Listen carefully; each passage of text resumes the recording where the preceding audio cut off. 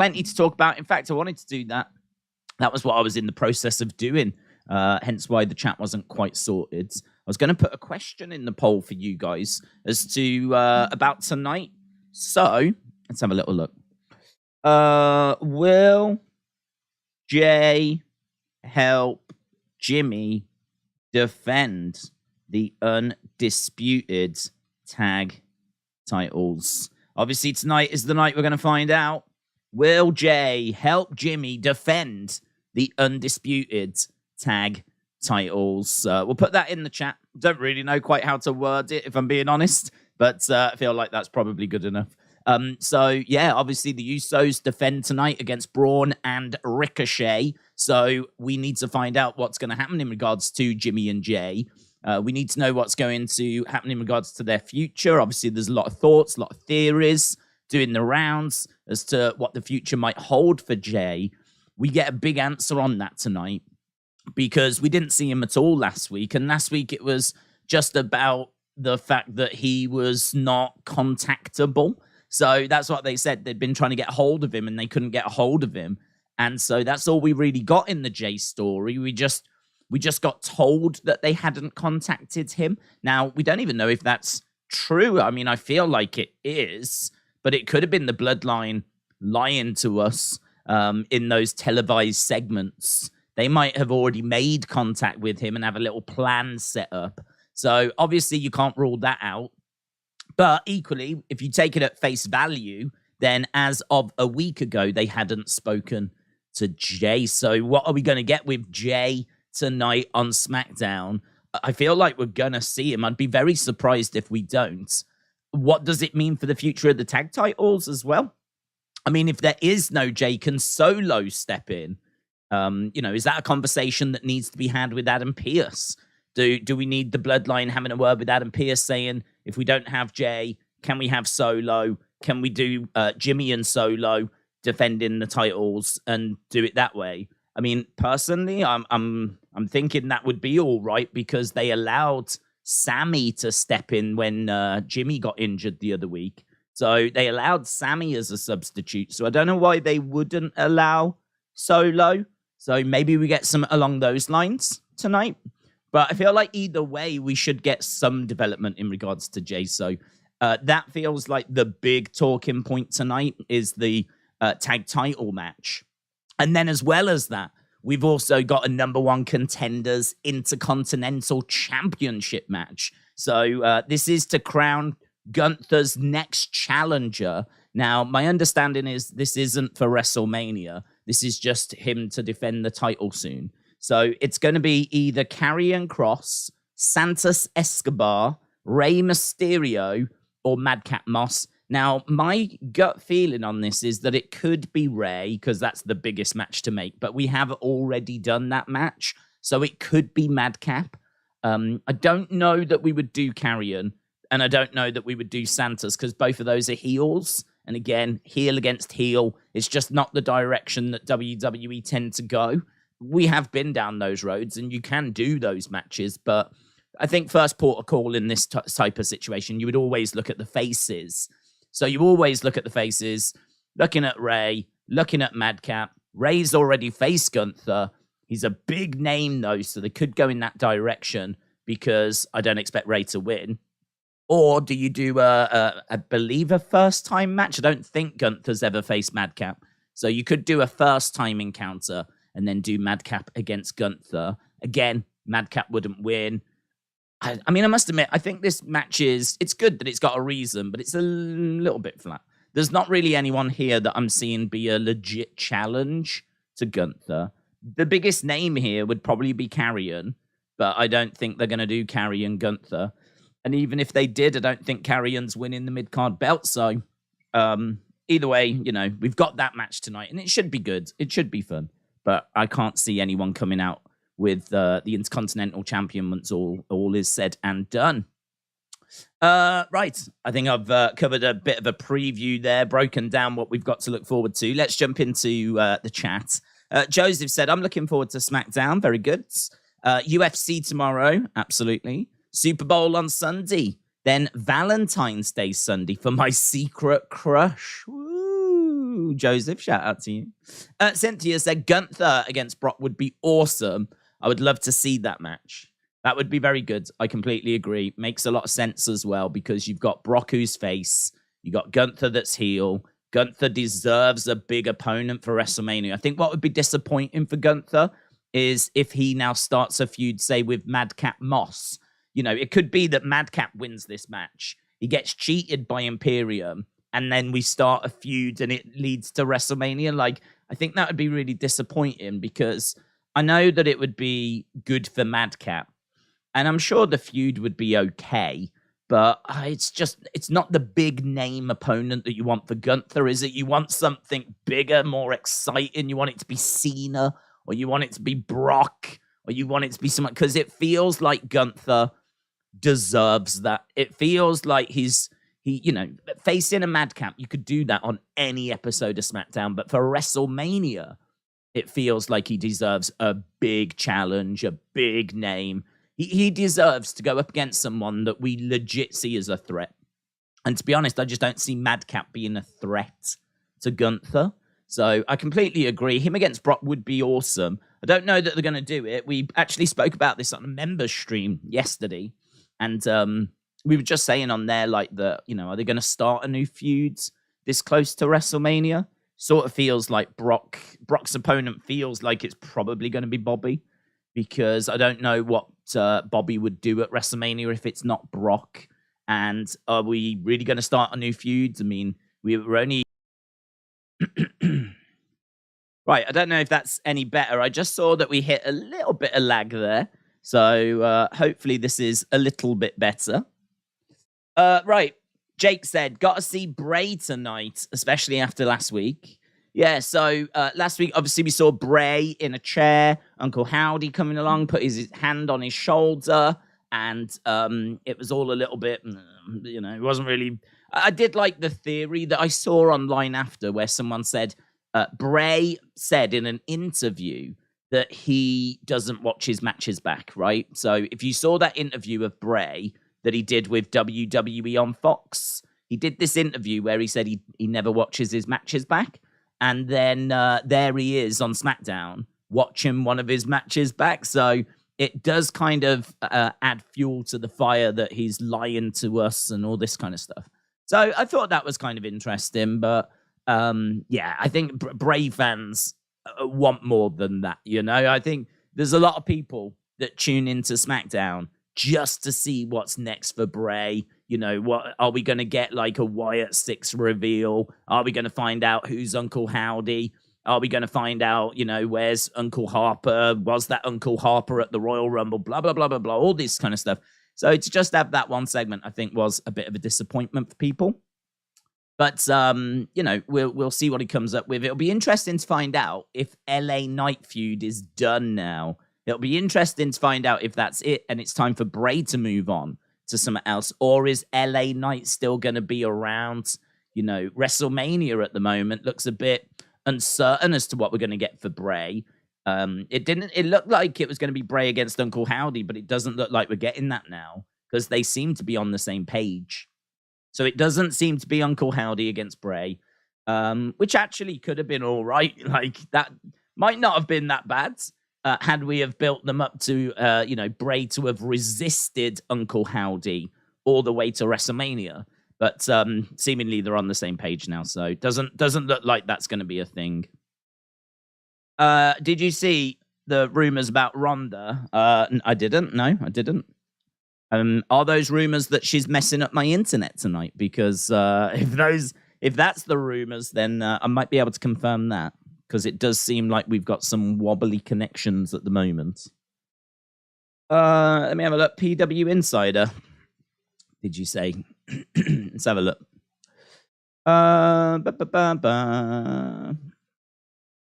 We value your privacy. Okay, good. Oh my God, how do I get rid of these options? What's all this rubbish? It won't let me onto the website. Personalized ads, stores. Don't know. Won't let me on the website. When I go onto the website, I get stuck on this. We value your privacy rubbish. and it won't let me get onto it. You'll have to let me know what was the latest Ronda rumor. What was it? Wrestling Andy said, I'm feeling Zeked and Usi for SmackDown. Then I'm Boogs in out. Oh, Boogs in out. Yeah, I really feel like they could have come up with something better than Boogs in out, to be honest. That one didn't really grab me. I wasn't really impressed by that. I really like Rick Boogs, and I really want to get into the character, but like, just seems a little bit one-dimensional. Do you know what I mean? A bit like Boogs. I want a bit more depth there, and him just like Boogs in out and like playing air guitar and whatever. Like, I can see that. I can feel that I'm already getting a bit bored of it. So hopefully we can find something interesting for him to do. So I really do like Rick Boogs. Days snitched on Bray about him lying, and now Howdy has turned off his internet. Yeah, it's horrible. Do you know what? I mean, I might have to just try and drop the settings, actually. I don't know if that's going to help necessarily. It just keeps coming in and going back out again. Tim said, I thought the lag was just me. Nah, it's really bad. Give me a sec. I'll see if I can do something to fix it. I don't know if it'll let me do it whilst I'm live. Let's do... Right, I don't know if this is... hopefully this is back and hopefully this is better. We was just getting some lag there. I dropped the quality of it. So I don't know where we are quality-wise, but I did drop it, and hopefully this is going to hold now. So hopefully this holds. And hopefully we're still live and streaming and everything sorted. So, yeah, a little bit wobbly at the moment. Don't know why, to be honest. Haven't really been experiencing any issues. Yesterday's stream was all right, for example. Did a member stream. That was fine. Right. Rumors are that Ronda is in SmackDown for tonight, said Spurs Gamer. Okay. I thought it'd be something a bit more exciting than that, to be honest. There's a good chance that she will be at WrestleMania. I don't think that's out of the realms of, like, craziness. I could see her doing that show. I just think that the plans, from what I heard, the plans they had for her, she didn't like around Royal Rumble. She wasn't impressed with that. There was no good options on the table. And so she decided to drop the belt and just, like, you know, have a bit of time. So that's my understanding. Her coming back for WrestleMania, I can totally understand them doing that. Hopefully they find something a bit more engaging for her to do. Whether she comes back and, tries to start a little program with Charlotte, obviously that can't lead to WrestleMania unless she gets inserted into that match and it's made a triple threat. And then you get Rhea, Charlotte, and Ronda, which you could do. You could do that. But to be honest, I wouldn't do that. I think, unless you have Rhea win, because Rhea beating Charlotte is good, but Rhea beating Charlotte and Ronda is pretty impressive. I just always think triple threat matches are not as good, to be honest. I just always think that it's so much better to have one-on-one matches. Like Ronda being inserted, I understand that's good for Rhea, because then she can brag about beating Charlotte and Ronda. But I don't think the match quality improves. It's not like you have two people facing against each other and you add a third and then you're guaranteed to have a better match. Like, for me, it actually takes away.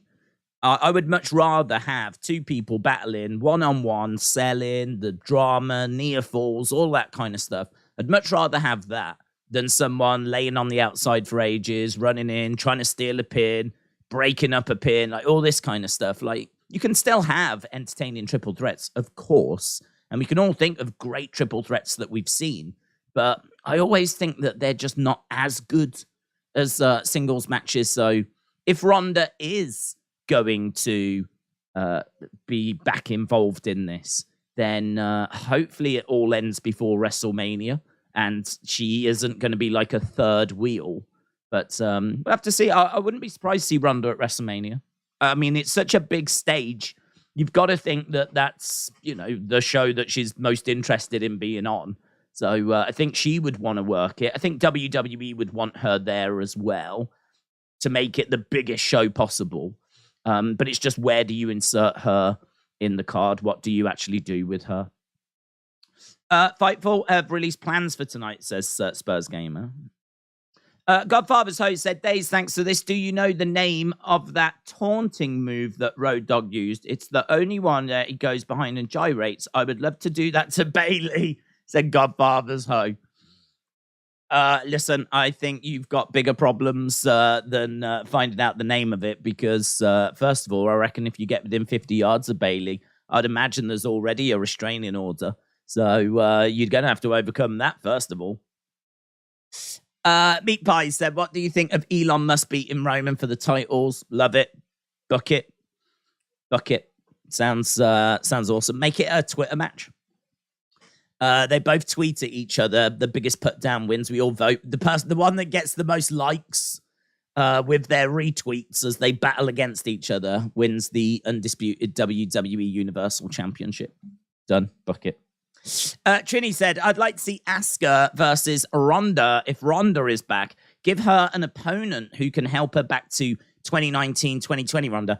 Yeah, the only problem with that, and it's a great idea, but the only problem with that is I feel that both would need the win. I mean, I don't know how long Ronda would stick around for, right? But I really feel that now, certainly now, that we've refreshed Asuka, now feels like the time where you go all in on Asuka. You don't mess around with Asuka now. You go all in on Asuka, because she is channeling her inner Kana. She's changed up the face paint. I think she is right on the verge now of potentially being like she was in NXT, where she was just a monster that was just unbeatable, right? So I really think that when you've got someone as special as Asuka, the fans love. I mean, if Asuka is like red hot, then the fans love chanting, Asuka's going to kill you. In the eyes of the fans, she is legit. She is legit. You could put Asuka in there against anyone. Even Ronda. You could put Asuka in there with Ronda, and fans could buy that being a real close battle, which is, I mean, that's amazing. That we've got superstars of that caliber that can go toe-to-toe with like one of the legit one of the baddest women on the planet. I mean, Ronda, for everything she's achieved at the Olympics, in Strikeforce, and UFC, Asuka can absolutely go in there and, in the minds of the fans, be a believable threat. And I love that match. Asuka against Ronda, put me down for it, because I completely agree. That plays into Ronda's wheelhouse very well, because it's going to be a scrap. It's going to look good. She struggles with the going gentle, pulling her shots, like, you know, the getting stuck into, like, you know, the rhythm of a match. She struggles a bit with that. She's very, very good. Hip toss, arm bar, throwing some strikes, brawling in the crowds. You have to play to Ronda's strengths. Actually looked, because we had a big conversation the other day about Ronda and about if she was rubbish and all this kind of stuff. And actually, look, she's had 17 pay-per-view matches, and 10 of them have got 3 stars or above. And I think 3 of them had 4.25 stars. And this was from Dave Meltzer, who, if there's one thing you can say about Dave Meltzer, it's that he's not the biggest WWE fan. So for him to give Ronda, like, all of those stars, like, you know, as I said, of the 17 matches, 10 of them 3 stars or above, and 3 of them were 4.25. Like, that says to me that she's capable of going out there and putting on decent matches at least, right? Decent matches at least. I would agree that her recent output has been below par, but I would argue that the opponents that she's been going up against haven't really been people that are going to bring the best out in her. You've got to put her in there with certain people to bring the best out in Ronda. Her matches with Charlotte, for example, her one at WrestleMania Backlash, I thought was brilliant. I really, really enjoyed that match, but it was more of a fight. It was more of a fight. They were fighting in the stand. She was going in the railings and like, they were doing all this kind of stuff. So I think Asuka would absolutely be one of those people that would bring the best out in her. But my concern would be one of them would have to lose. That's the problem. Like, you wouldn't want Ronda to lose. Not if she's going to stick around and you're going to, give her a good run. And then Asuka would have to lose, and you don't want Asuka to lose right now. Unless this was Ronda's like farewell match and this was going to be her final goodbye, then I would absolutely do that match and I would have Asuka win. I would go that way. I think if you did it and like one won one and the other won another, it'd just be a bit, don't like that 50-50 booking. I would much rather someone win the feuds. And I think it would have to be Asuka. We know that Asuka is definitely sticking around. There's always that question mark around Ronda, though. You never quite know with Ronda. Is she going to stick around or what is she doing, interesting, though. Something to chew over. Her match with Charlotte at WrestleMania was terrible. The other one was great. Her match at WrestleMania wasn't great, but the ending, I think, was what stuck in a lot of people's throats. I don't remember that match. I'd have to go back and have a look at it, but I don't remember that match being the longest. I don't know how much time it got. It didn't feel like it was very long. And I agree. I mean, compared to everything else on that card, it got completely overshadowed. It was not a shining part of WrestleMania. And as I said, I class her as being perfectly fine. I think she's fine. I think you do have to find the right opponents for her, and you do have to play to her strengths. If you can do that, then you can get a tune out of her, and you can do some stuff. You do need them to be a bit more physically strong. You do, she had... Do you remember her match with Raquel Rodriguez on SmackDown? That was brilliant. That was great.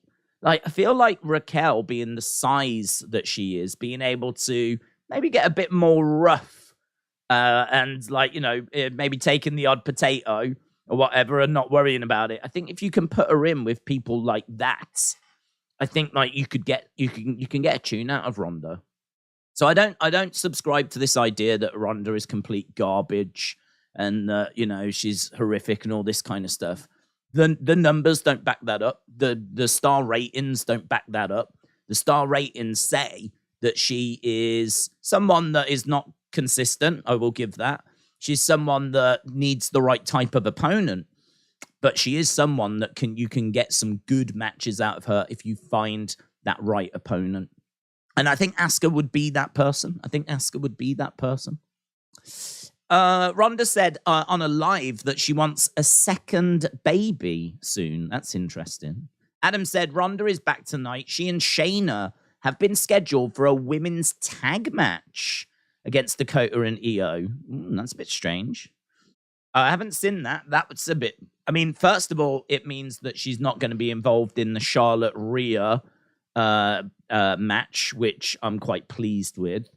Having her as a third wheel, again, it's not the worst way to use Ronda because it means she doesn't have to do the whole match, but she is also, I just don't think, going to add to that match, so I wouldn't put her in that. Her being in a tag match, that could be pretty good. I tell you what, as well, we never saw Ronda against Shayna. Ronda against Shayna would have been awesome. Shayna is someone that's quite happy to chuck people around, and that they would have some sort of chemistry. So I actually think that's a good matchup for Ronda that we never got.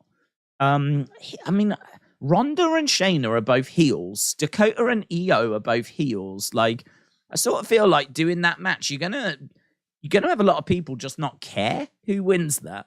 Do you know what I mean? There ain't loads of people that are behind Ronda, so there's not loads of people that love Ronda, and so the crowd aren't going to be behind her. Damage Control are positioned as the biggest female heels in the company, so why would people be cheering for Damage Control? So that's a very strange match to do. That's a very strange match. I really feel like you need to put a babyface team in that.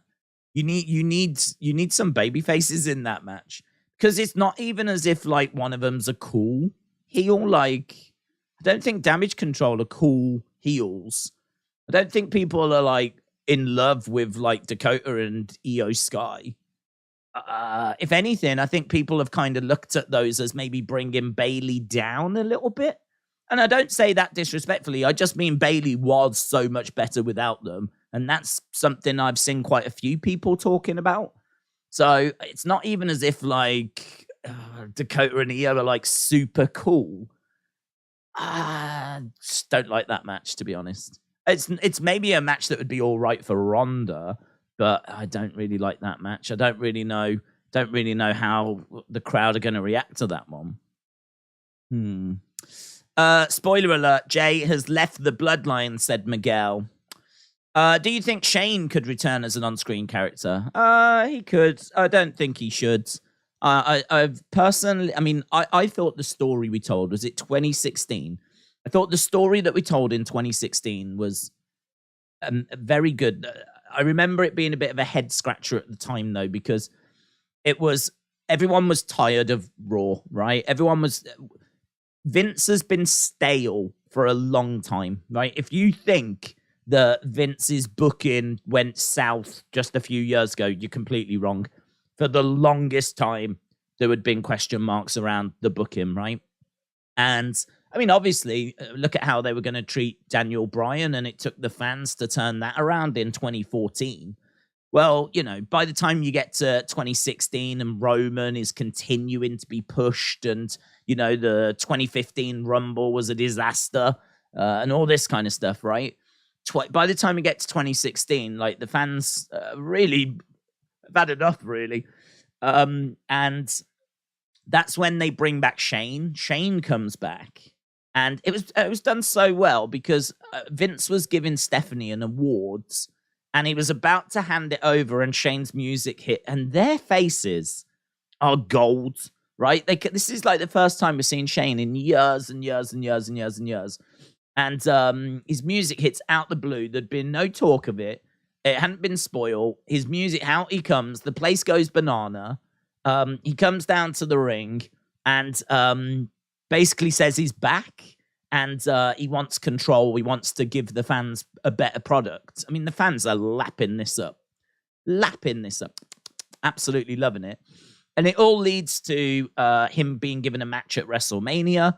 And that match is, if he wins, he can be in charge of Raw. He can book Raw. And that is exactly what the fans wanted, right? That's exactly what they wanted. All the talk at the time is, oh my God, I hope he wins at WrestleMania, right? And then we find out who his opponent is, and they put him up against The Undertaker, someone that the fans idolize. It was crazy booking because everyone wanted Shane to win. Everyone wanted Shane to win, but no one wanted The Undertaker to lose. Even though the streak was over, no one wanted Undertaker to lose because everyone loves The Undertaker. It's The Undertaker. Who's going to cheer against The Undertaker? So you end up getting this mental match where you've got Shane McMahon, who the crowd really want to see succeed because they want a better Raw, facing The Undertaker, who everyone loves, and they don't want to see him lose. And so, like, it was just mental. It was mental. The build for that was mental, right? So that was a downer. That bit was a downer. They could have found a better opponent or a better way to tell that story. The end result is he loses, right, to Undertaker. So everyone's like, oh. So we don't get a better Raw. Oh. And then what they do is Vince goes, you did such a good job. I'm going to give you SmackDown. Right, so, it was just mental. So at least we got SmackDown.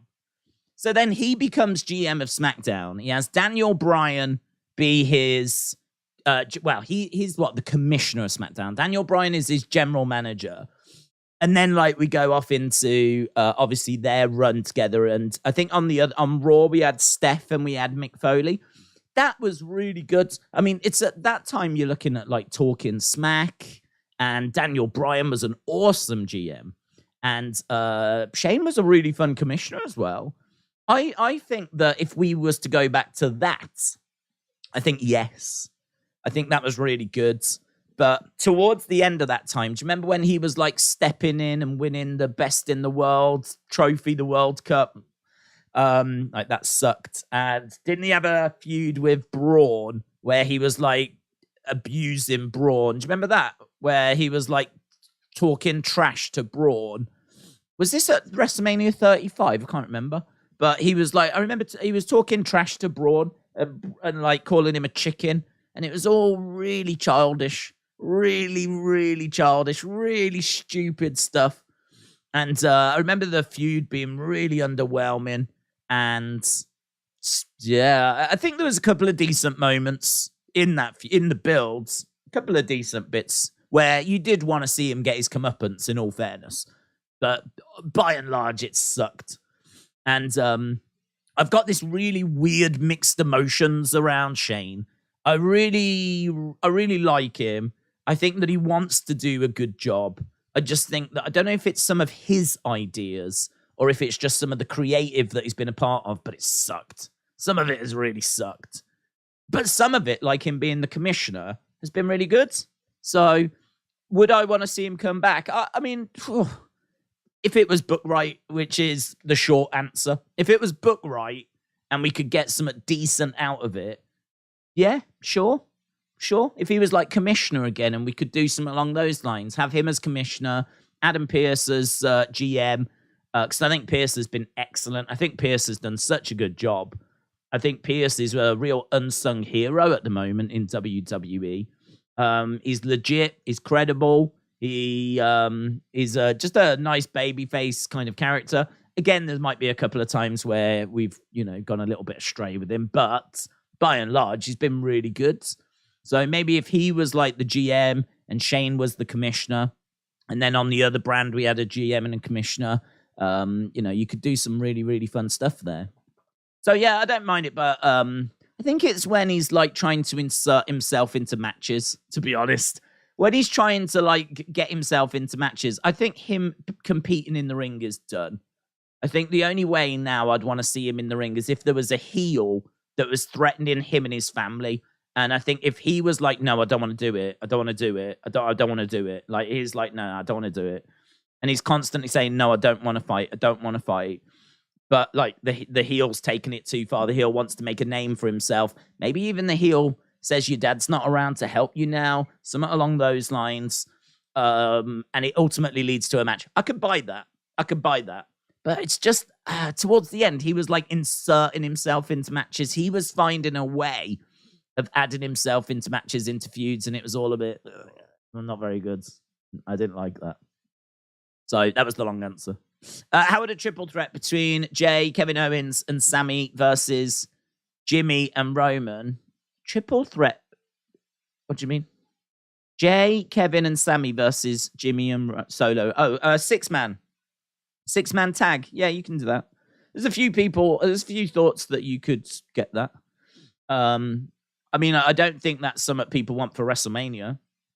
And you could definitely do it on a SmackDown. I mean, you could definitely do it on a B-show pay-per-view as well. Like, if that was the match for Elimination Chamber, like, it would make sense. And then, like, if we didn't have Cody around, then you could do Roman, Sami at WrestleMania instead. So, yeah, it's a match that would make sense. I don't know that we do get it, because obviously we don't quite know what's happening with Jay at the moment. But, yeah, it's interesting. Like, so many twists and turns. The reason why Brock Bobby is happening at the Chamber goes Brock contract expiring mid-April. Don't understand. If his contract's expiring in mid-April, I mean, I'm guessing he'll re-sign anyway. I don't think he's done. I think I think you'll see him less and less. But this is easy money. Do you know what I mean? Come in, build towards a big show. He's not someone that I think needs the crowd's adulation, but it's not a bad thing to have, is it? Do you know what I mean? Like, I think he loves his hunting and all of that, but like, God, this is easy money for him. Easy. So I sort of think, like, why not? What is going to stop him from extending?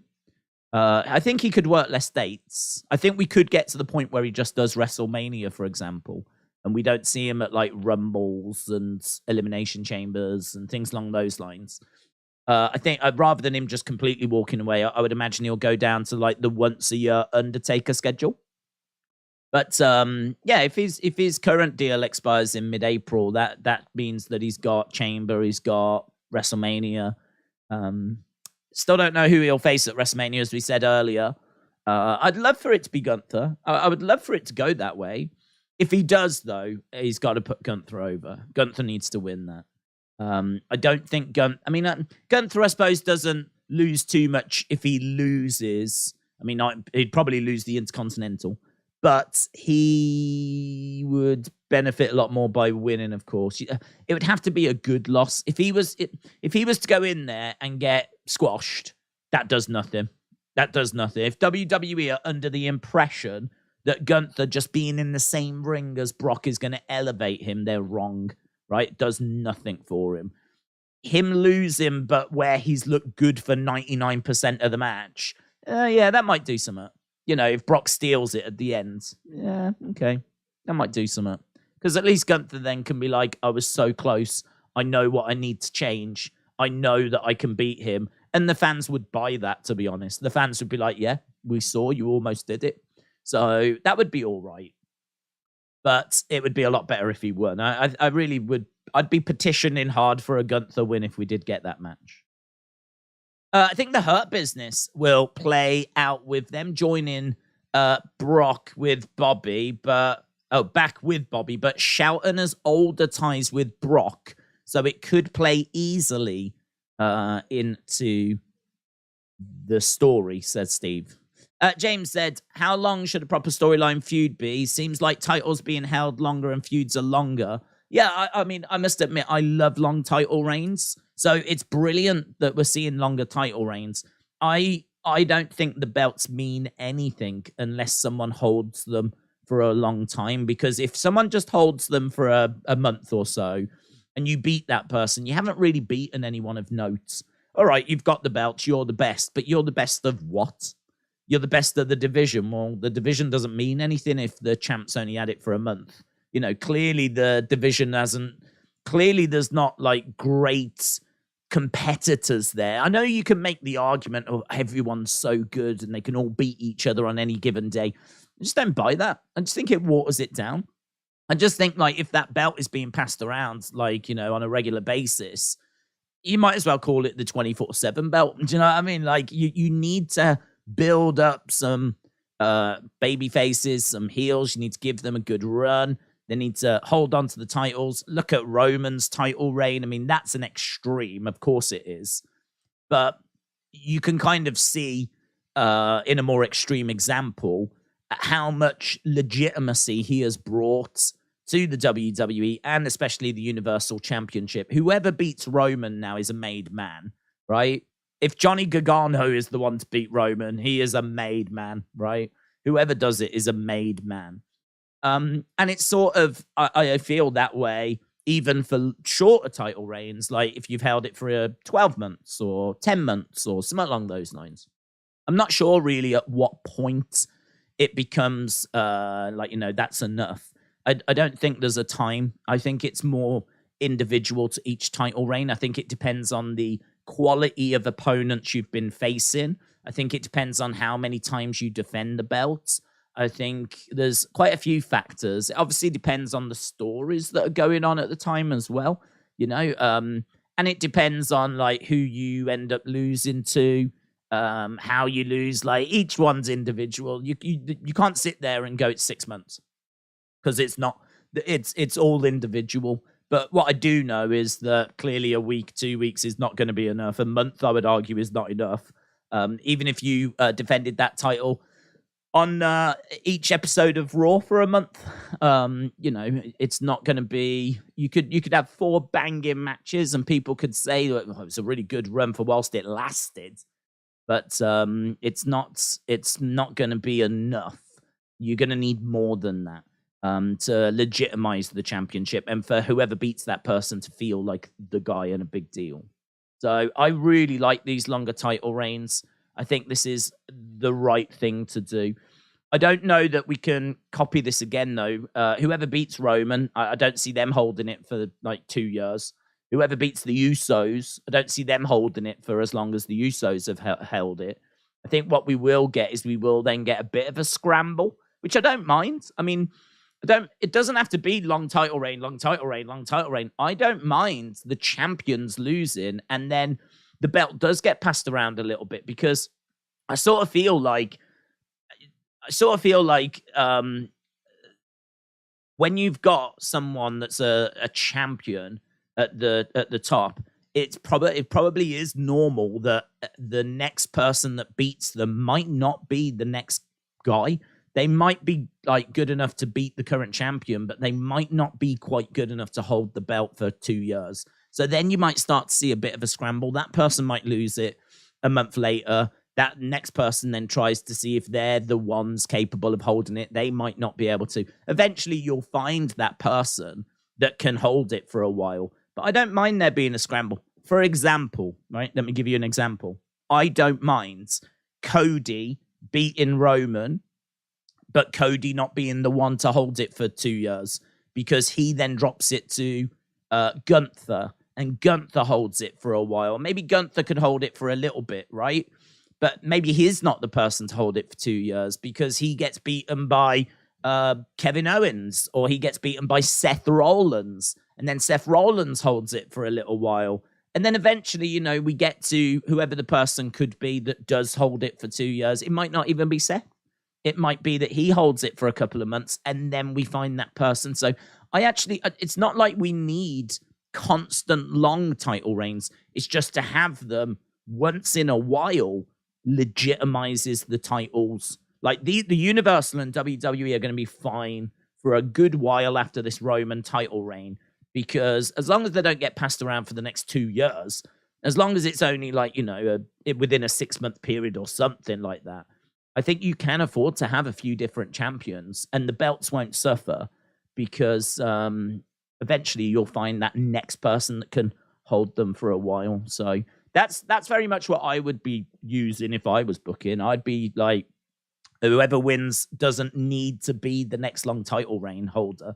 They can just have it for a little bit, pass it around a little bit. Don't go crazy like during the Attitude Era.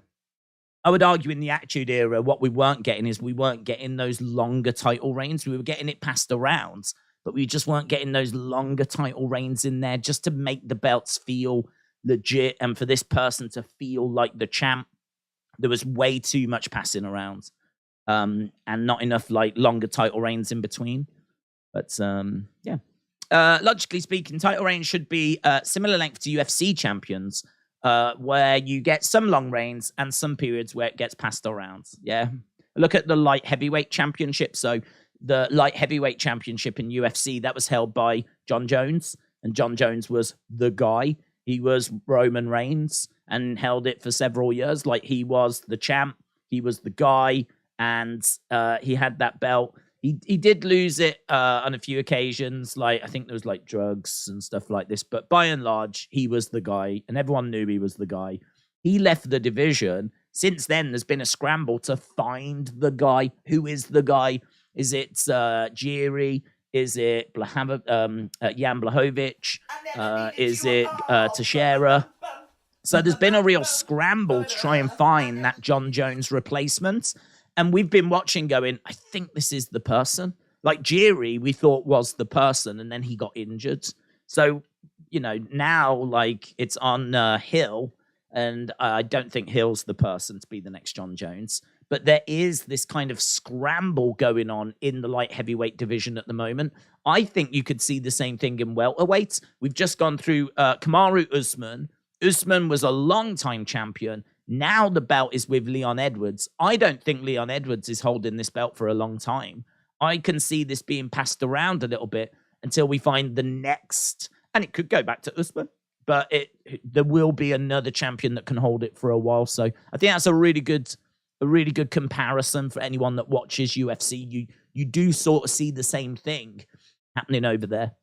Cody said they need to make a new tag team title, just one. I don't disagree. I agree. I think they do need just one tag belts. I don't think we need two tag division. Well, you can have two tag divisions, Raw and SmackDown, but we don't need two champions. I think we just need really one division split across two shows. I think there's only enough tag teams to warrant one champion. Do you know what I mean? With WWE, you can really make the argument there are enough male superstars to warrant there being two separate championships, one for Raw, one for SmackDown. You can definitely make the point that there should only be one champion.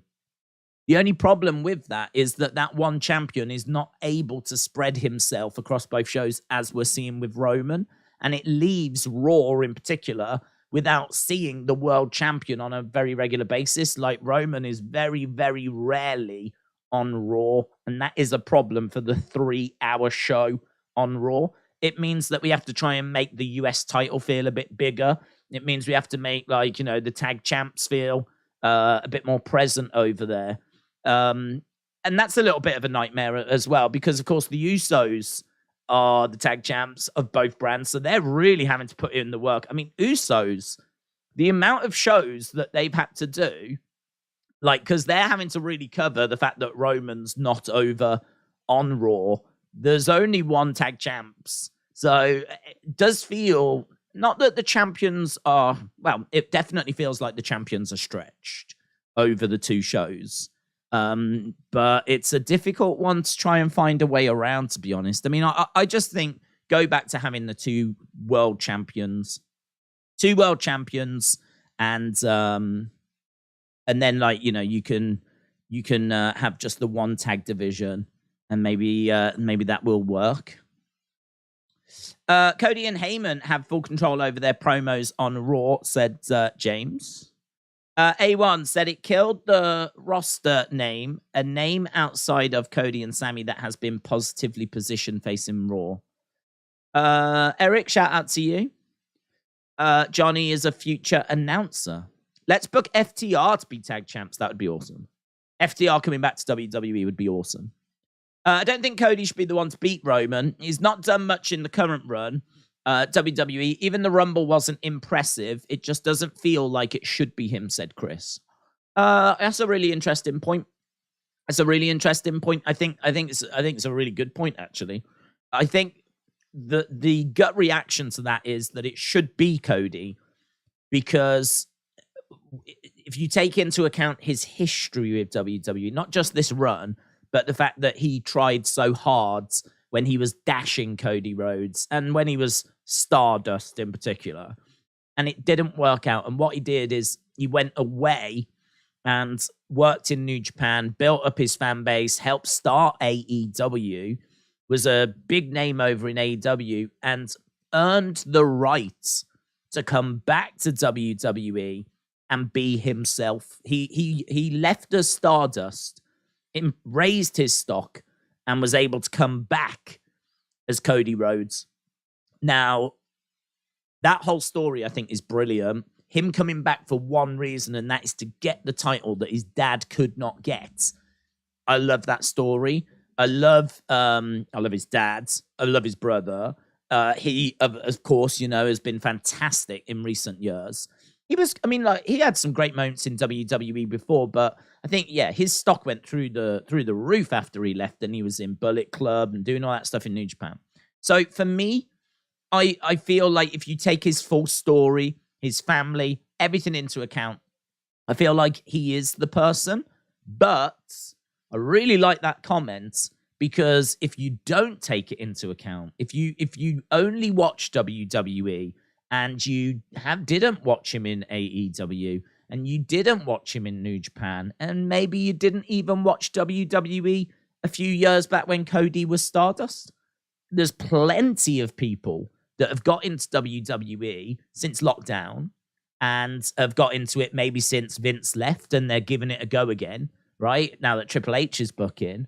I can totally understand why those people would look at Cody, who only came back at WrestleMania last year, had 3 great matches with Seth, a few matches on Raw, gets injured, wins the Rumble, and now he's on the verge of winning the title. Like, if you look at it, just since he returned, has he done enough to become champion? I think that's a really interesting conversation.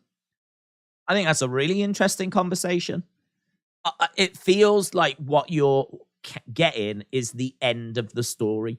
If you only focus on Cody coming back at WrestleMania last year, It feels like you've bought a book and you've gone straight to chapter 25, right? I feel like you're only reading the very final part of the story, and you're not seeing the rest of the book. So that to me is where I would differ with my opinion that he's not the guy. I think if you look at the book, he is the guy. If you look at just since he returns, I think there is an argument to be made that he's not the right person. There is an argument. But as I said, I think that's only the back end of the story. So I think I'm not seeing much resistance to it. Let's put it that way. It's a very interesting thought. It's a very interesting opinion. I think there will be others out there with that opinion, because there will be others out there that won't be aware of Cody. I think WWE have tried hard to get his history across. Remember all those video packages we've been shown, like in his return, like as we saw him rehabbing, and obviously he made I think he won a lot of people over with his torn pec and his performance at Hell in a Cell. I think that one definitely, I think if you was a casual that wasn't aware of him, a kid, I think that was such a cool visual.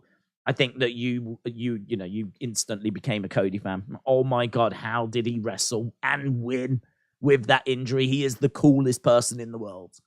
And these things are all designed to ensure that he is over and that he goes into WrestleMania, red hot. Yeah, I just think that's really interesting. There's still people out there, and I can understand why, but still people out there that are like, don't know that he's the one. Don't know that he's the one. So, yeah, interesting. With this Cody and Roman story, they've covered the Dusty in the first chapter. Do you think they will deep dive into why he left, why he came back, maybe bring up New Japan, Ring of Honor, AEW, or is that too risky? No, I don't think it's too risky. I don't think it's necessary. So, like, I don't think they're going to, like, name check them or anything like that. I don't think there's a need to.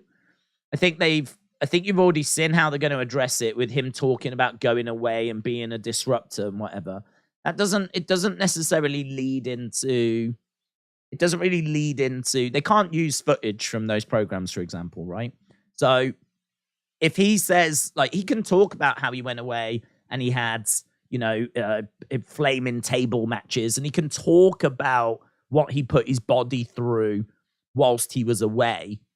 And he can talk about being in, like, an executive position and all of this. But there's no point really going into, like, loads of detail, because you can't show people the footage. You don't have rights to show the footage. You wouldn't go and ask New Japan or AEW if you could have those rights, because you're certainly not going to be showing their programming on your program.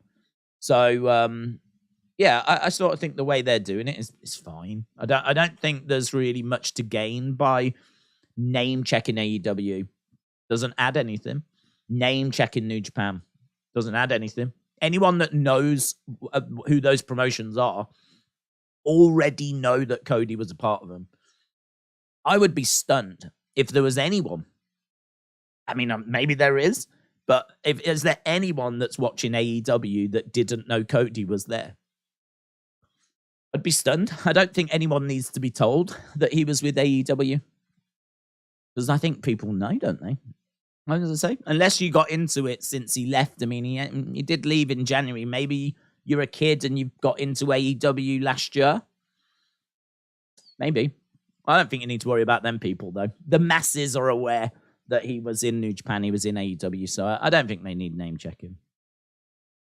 Random question. What do you think WWE could have done to make Raw Underground a success? I really like Raw Underground. I thought it was an interesting idea. Problem with it was that it wasn't its own space. It needed to be its own show. I think it needed to be on the network.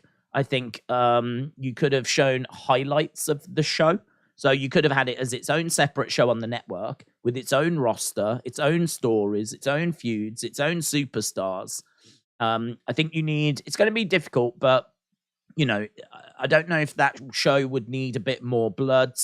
I don't know if that show would need to be less PG.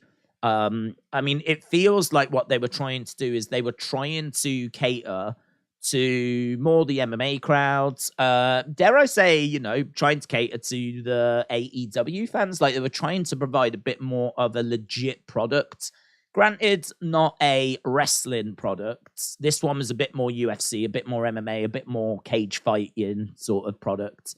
But I feel like there'd be plenty of crossover because I think the AEW fans just don't like how childish a lot of the WWE stuff is.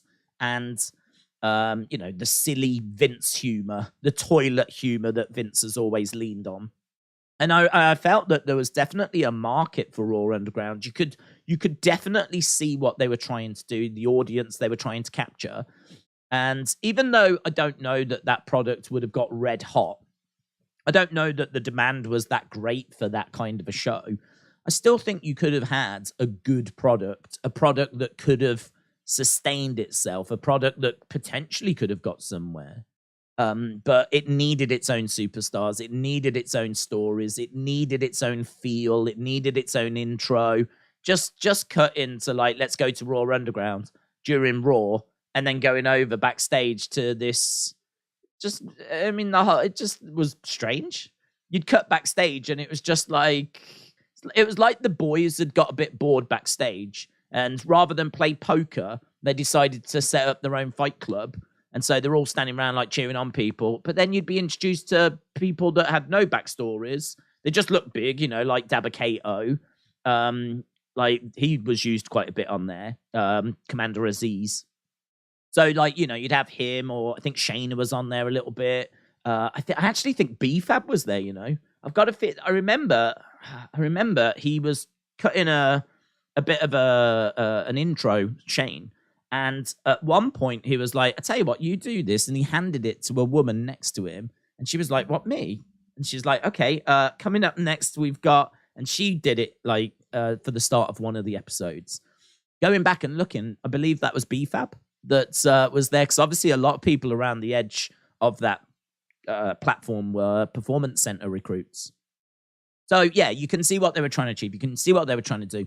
It just needed its own space. And I think that if you had built up some interesting feuds, if you had some blood, if you had some moments that could play well on social media, that could grab at people's attention. I mean, I tell you who would have been great in that environment. Nikita Lyons. Nikita Lyons would have been awesome in Raw Underground because she has got that MMA background. She's a very good striker. She obviously grabs people's attention. All I keep hearing about is her TikToks blowing up because, she is a voluptuous woman and grabs people's attention. So I sort of feel like she ticks a lot of the boxes as to what you would want for Raw Underground. She's a legit striker. She's got MMA background, looks great, grabs people's attention. I really think that if you was to build a roster, you could have got somewhere. You could have done something. Having it though on Raw, I could only imagine you would show highlights. I don't think unless you ended Raw and then gave the whole third hour over to Raw Underground, which would be a weird thing to do. Yeah, I think that was always going to be a difficult marriage. Here we go though. SmackDown. Ryan said it was B-Fab. B-Fab. It's fun actually to go back and look at the people that are at the Performance Center. When we were at the Performance Center for Raws and SmackDowns, and they had the Performance Center recruits banging on the plexiglass. It's fun to go back and look at who they are now, because I distinctly remember seeing one woman going, "Who's she?" She really grabbed my attention. She was blonde and small, and she had a bit of size to her, and I was like, "Who's she?" I haven't seen her yet, and it was Ivy Nile. So I distinctly remember Ivy Nile grabbing my attention. But she was small, and you could see she had muscle. She had size to her. I was like, haven't I seen her wrestle before? So I know that Ivy Nile was in the crowd. I remember seeing Shotzi quite a few times as well. Now, she was a bit strange, though, because she was pretty well known and with green hair. So, I mean, of course, she stood out. But it would be, I haven't done it, but it would be pretty fun to go back and go, oh, my God, there's Quincy Elliott, there's Duke Hudson, there's Andre Chase. I bet there'd be quite a few that would stand out now. Right, we have started, and we are just seeing what I like to call video package. It is of last week, of course, when Sami attacked Roman, and Roman would send a message to Sami with help from Jimmy and Solo. Crowd chanting, "We want Jay. We want Jay. We want Jay. Jay, Jay, Jay." SmackDown has started. Spider Pig said ruthless aggression. Best thing Bray did since he came back was the White Rabbit promo, says Jilly. Like WWE, most of the people who are regulars on this stream, Wrestling Days still sucks, said Potsy Weber. Yes. Yes. Okay, video package coming to an end. How are we going to open? Oh, no, it's not. The music ended. It was all like, okay, here we go. And then they got another little clip. If I was Jay, I'd drop off the map till WrestleMania, says Jilly.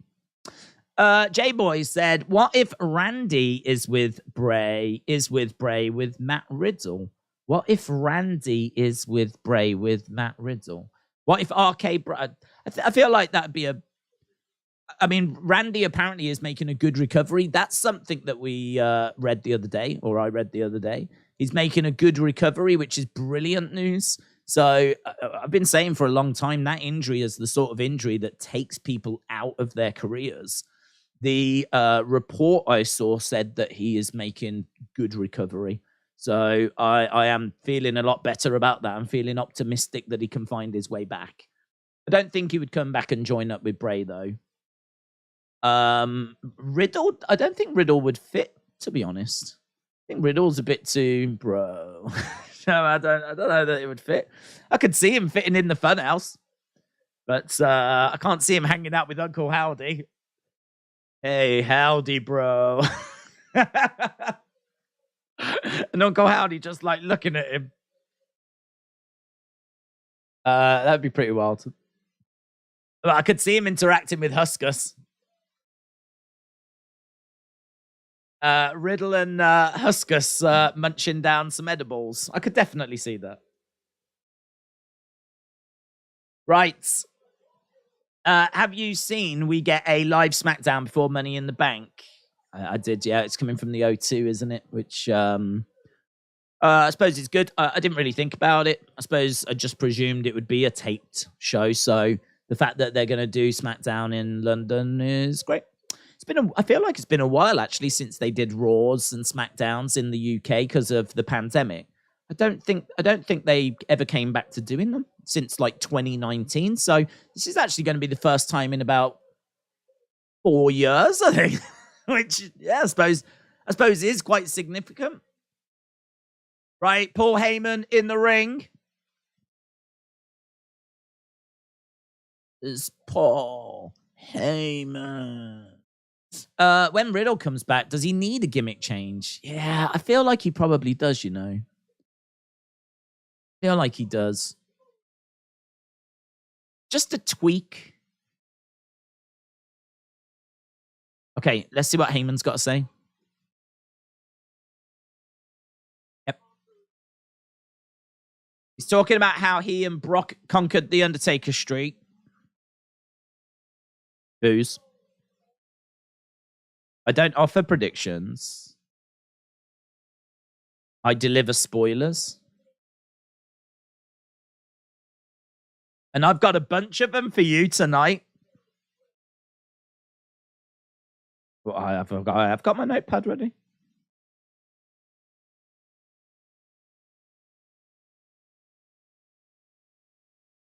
Here on SmackDown.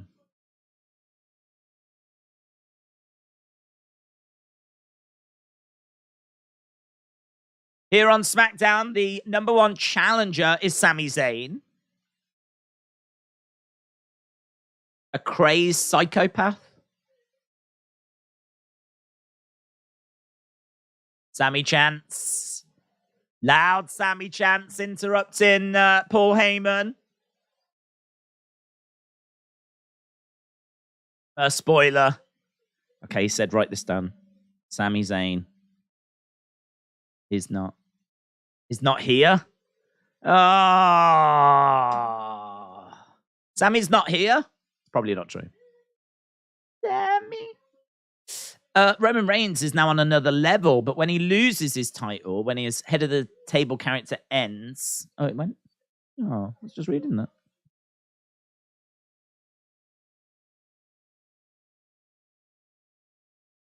Crowd cheer him.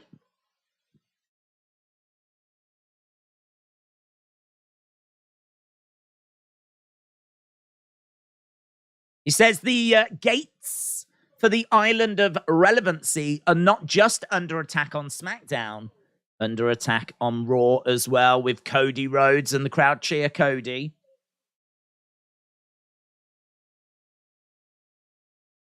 Cody, who backed me into a corner.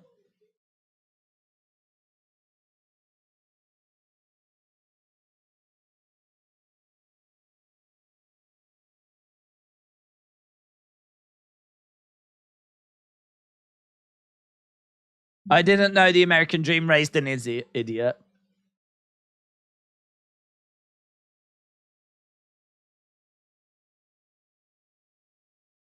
It couldn't be more personal.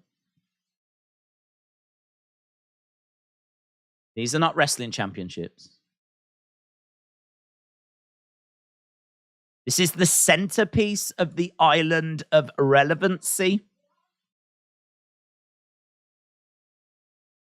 Lovely stuff. These aren't just wrestling championships.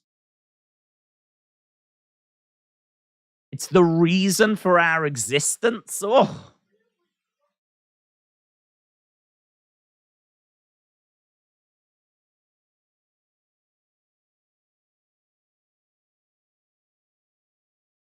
This is everything. Lovely. Talking about it being the plasma that runs through Roman's veins. I've just got the image of little belts running through his veins. Without these titles, there is no island of relevancy. This is very like Lost. Do you remember Lost?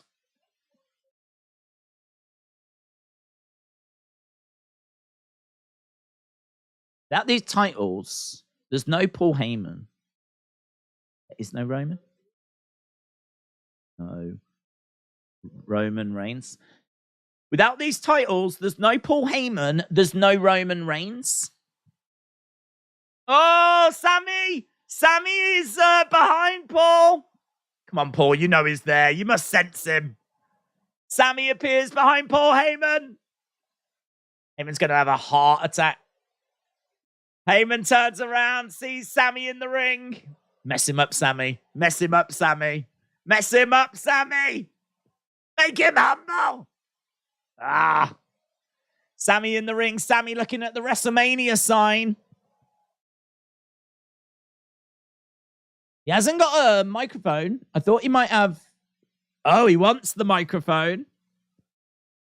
He wants the microphone.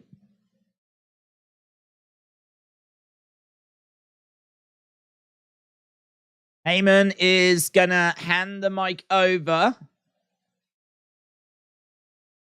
Sami with a smile on his face. Calm down.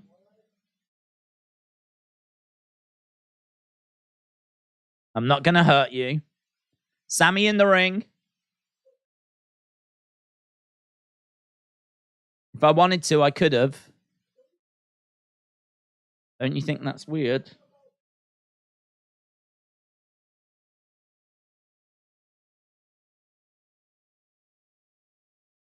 If I wanted to, I could drop you like a bag of dirt.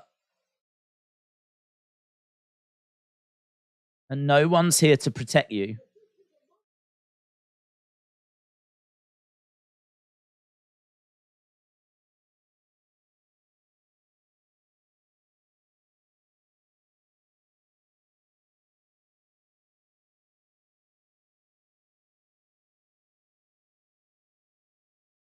If this was a month ago, it would be different.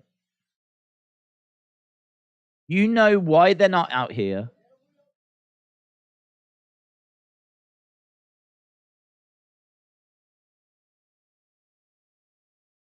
Roman Reigns' days as Universal Champion are numbered.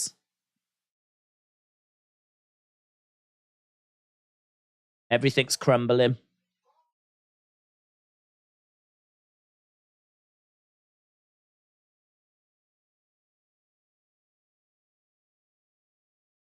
I left the bloodline. Jay walked out. What will Jimmy do next?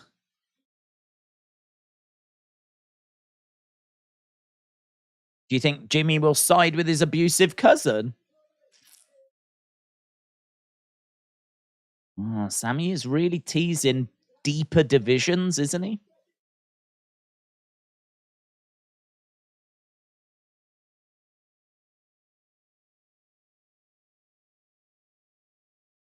Cool.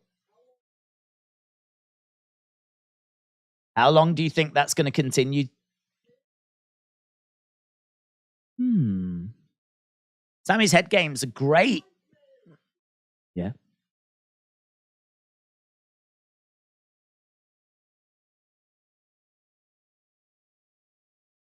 The way you look at Roman Reigns, little weird. Little weird.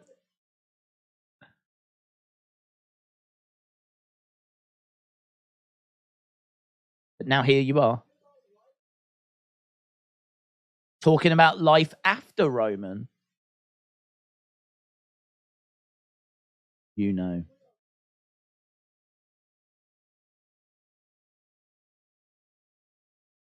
The bloodline is on its way out, says Sami. You know what everyone else knows. Where is Solo? Where is Jimmy? Where are they?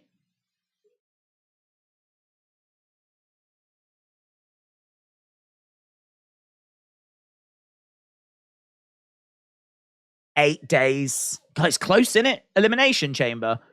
It's way closer than I thought. 8 days. Sami said, I'll tell you how many days Roman's got left. 8 days. 8 days left. Sami chants. So Sami teasing deeper divisions, saying that the bloodline is coming to an end, and that's why they're not out here. Gives him a hug. Sexual. Listen. Tell Roman. Look at Tell Roman he doesn't need to worry about Cody because I'm going to take him down. The camera pans around. Heyman's being hugged by Sami. He's like, that'll be a meme. That'll be a meme. That deserves to be a meme. That should be a meme.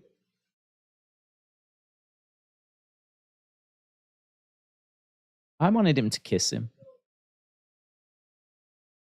Tell Roman I am going to take him down. I love Heyman's look. Heyman's look is a meme. Just saw the replay there where he's like being held in. He's like, he was not a fan of that. We got Brawling Brutes getting fired up backstage with Sheamus and Drew. Hey, big question. Where? Oh, look at that dude. Yeah, that was cool. Old security guards joining in. That was nice. Yeah, where's Jimmy? I can understand Jimmy getting ready for his match. Where's Solo? Why has Paul Heyman been left out to dry there? I definitely need some answers on that because Sami is right. About a month ago, there would have been support for Paul. No way would the Bloodline want to be appearing weak, and no way would they want their wise man to be in like such a position, you know? Put in your thoughts. What did you think of it? Crowd was a little weak, said Max Power. Jeremy said, don't be shocked if Sami wins. Chris said, if Roman isn't here tonight, why has Heyman got Roman's titles? Sean said, this crowd sucks. Usos against Braun Strowman, Ricochet. Security guard will be a future wrestler in NXT or AEW. He was cool, and he was great. I think it's obvious the crowd doesn't want an end to the Bloodline, said Michael. Wisp said, good opening. The old guy getting involved was funny, said Mark. He was cool. He was cool. He's the sort of old guy that you just instantly like, oh, he's got that, oh, do you want to join in with this? Like, do you know what I mean? You might not know him, don't know anything about him, but you just see him, you're like, oh, don't be on TV. Yeah, he was nice. It could be awful. He might go around punching puppies. I have no idea. What was the last time you enjoyed a storyline as much as Bloodline? For me, it's been about 20 odd years, said WrestleMania. Probably Daniel Bryan. I think the Daniel Bryan story would be the last one I enjoyed this much. Watching him, obviously, trying to get to the title, constantly being called B+ player, winning the belt at SummerSlam, then instantly being cashed in on. Then he ended up going into the Wyatt family, which was quite a turn, which I didn't see coming, but it gave him something to do over the winter. And then that moment where he turns on Bray on top of the cage, obviously, then going into the Occupy Raw, then the stipulation of beat Triple H to go to the main event, crowd wanting him in the Rumble, and blah, blah, blah, blah, blah. So, yeah, I think for me, it'd probably be the Daniel Bryan story. Because if you think about it, Sami didn't join the Bloodline until the summer. He came out of WrestleMania, where he'd been feuding with Johnny Knoxville. Then he did a little few things with the Intercontinental Championship, I believe. And then, he was having a few words backstage with the Usos, whatever. But by the time we were really getting somewhere, it was probably around the summer. So we probably had about 6 good months of Sami in the Bloodline. So it feels like it's way longer than that. But it's been an incredible story. It's been one of the best stories I've ever seen WWE tell. In fact, it could be the best. It could be the best. Every segment is absolutely captivating. Like every segment, you just cannot wait. This was captivating, really fun segment. There wasn't loads to it. There was Paul Heyman saying that the Bloodline Roman's gonna retain. Sami arrives and basically says in 8 days he won't. That is it. Boiled down as to what we just got. That was it. But it's still, you find yourself like, oh my God, every word, every nuance, every look. It's just so good. But yeah, obviously the big story that people tend to love. I think Eddie getting to the title was great. Eddie finally achieving it. The Undertaker Kane is the one though, isn't it? That's the one everyone refers to as the greatest story. I honestly would put Sami above that, and I know that's controversial. I know it's controversial. Finding out that Undertaker had a brother, amazing. It is amazing. I just think that this is the Sami story, I think, is a richer story. It's a bit more nuanced. It's not as extreme as Undertaker having a brother, because they grew up together and the parlor burnt down and Undertaker was responsible and all that. Do you know what I mean? A lot of it is story that we never saw, obviously, and so it was interesting. It was amazing for the time. But this isn't as extreme. This is just Sami wanting to be accepted and joining the Bloodline, and clearly not, being treated right. I think this has been fantastic, and it could be recency bias. Certainly back in the day, Undertaker Kane, untouchable, and it might just be because it's been a while since I've enjoyed a story. But for me, I think this is number one. Absolutely loved it. So many great moments as well. Like when Sami gets given the honorary use shirt. Amazing. Where he almost gets Samoan spiked, but gets prevented. Amazing. The Royal Rumble turn, amazing. Like there just feels like there's been like several big moments during this story that you can go back and just rewatch that have just. I mean, the trial was fantastic, as we said. Rumble payoff was brilliant. I'm sure the match as well. We've still got the Elimination Chamber to come. I'm sure that's going to be immense. I never needed you. And who knows where this story leads? I never needed you. Oh, Mitchell said, do you think the Sami story beats Austin McMahon? Not for importance, clearly. It's difficult. Austin McMahon is... Yeah, it's difficult. I think Austin McMahon... I think for enjoyment, I prefer the Sami story. And again, I know that's going to be controversial, but I've said before that I was never the biggest fan of the Attitude Era. I appreciate the Austin McMahon story and Austin standing up to his boss. And I think that's something everyone can really relate to. Everyone at the time and still do want to stand up to their bosses. Don't like being told what to do. And very much people could relate to Austin doing that, standing up to his boss.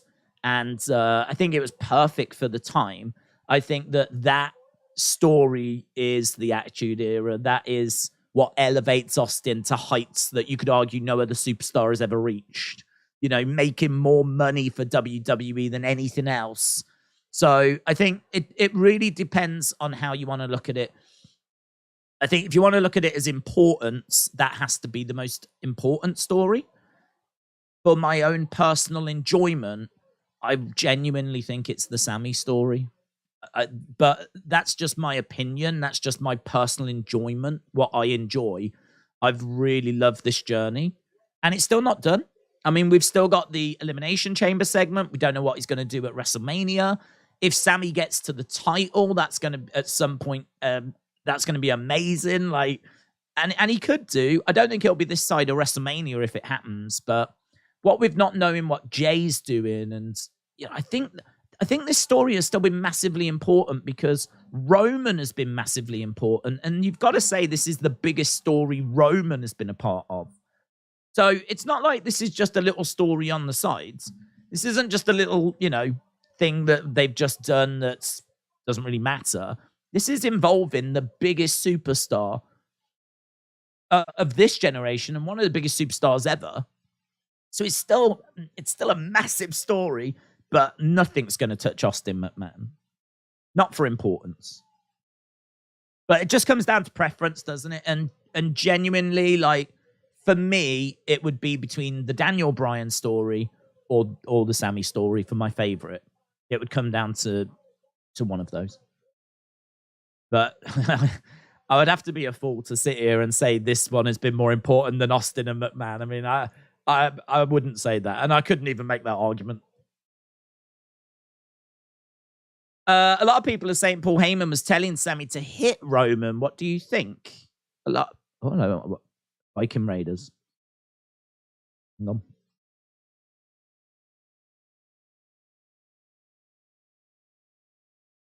We got a video package of the Viking Raid. I like this. They do good video packages.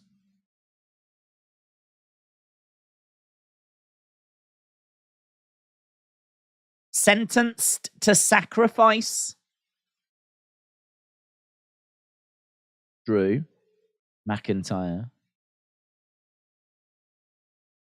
Sheamus. Drew and Sheamus are watching this video package from In the Ring.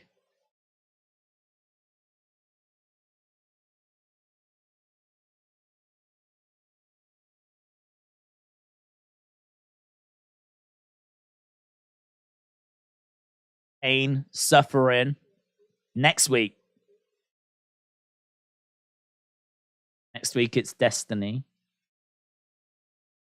So, Viking Raiders send in a message to Drew and Sheamus. They seem... I thought the camera was so tight on them. I did think that there might be a... Oh, hello, Jimmy. Here's Jimmy. Tonight's the night, showtime.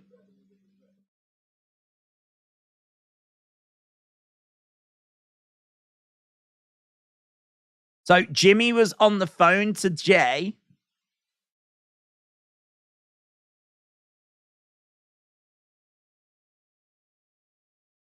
Okay, so Jimmy was on the phone to Jay.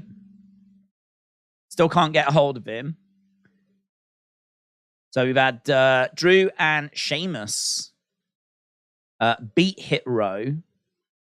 And then instantly there was a Viking Raiders message saying that they are going to see them basically dish out their punishment next week. The sentence is sacrifice. I don't mind that feud. I don't mind that feud. I like those teams. I think Viking Raiders have got a very interesting gimmick. And I love their video packages. I think that video package that interrupted, I think that's really cool. The problem is when they compete, they need to look. I need to see them destroying people, you know? I feel like we've seen a bit of that. But I just think they're still being weighed down with some of the awful booking they've had in the past. I don't feel like we've shook that off. And I got to tell you, seeing Valhalla get chucked around a few weeks back, probably about a month ago now, that really bugged me. I hated that. It was Viking Raiders taking on, I can't remember, Legado or someone. And then Hit Row interrupted, and they started beating up both teams. Seeing Valhalla get chucked around ringside, I just don't think she should ever be touched. I really think she should be like this, not higher power, but sort of always at a safe distance, always thinking one step ahead. Like, you know, she doesn't get touched. You don't touch Valhalla. If you do, you don't live to see the day, basically. You're done. You get destroyed. You do not touch Valhalla. So seeing her just get picked up, chucked into a barricade, I was like, oh, I wouldn't be doing that with Valhalla. So I sort of think like Viking Raiders are good, but I don't know that we've laid enough groundwork with them. I don't know. I don't sense that people are like, oh, you know, I really like the Viking Raiders. And I feel like that's where we should be with them. You know, they've got an interesting gimmick. They're good in ring. I think, you know, their little video packages are fun, cool. Just don't think they've really made that connection yet. And I can only put that down to like some of the booking. But I don't know. I like this feud. Evan said Drew and Sheamus deserve tag belts. They're great. That is Evan. That is Tony the Tiger's burner account. They're great. Drew and Sheamus are very good together. I do agree. I think we've spoke a lot about the tag division and how it doesn't have enough credible teams in it. I think Viking Raiders, as we said, they're definitely one, but there's a bit more work to be done. I like the Street Profits, Usos, New Day, a little bit off the boil, but you can easily get them back on the boil. But Drew and Sheamus, I think, is a fantastic addition to the tag division for, that are clearly not going to be around long term, but just a little boost, a little bit of star power in the tag division, which is no bad thing. But yeah, them feuding with Viking Raiders, I don't mind that at all. Right, we've just got a clip about Detroit getting SummerSlam this year. There's more footage of Bad Bunny and Logan Paul on 2K23 commercials. Yeah, well, they're really pushing that, aren't they? 'Cause they're trying to get people that maybe don't normally buy the games. You're a Logan Paul fan, now you can play him in a video game. I mean, I can understand why they would be doing it.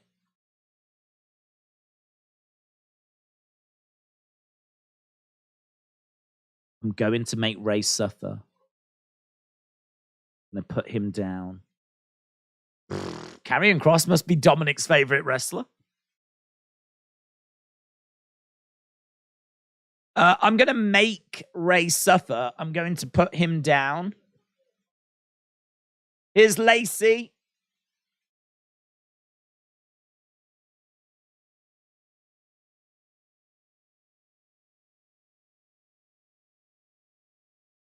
Who's she? I don't know who she's facing.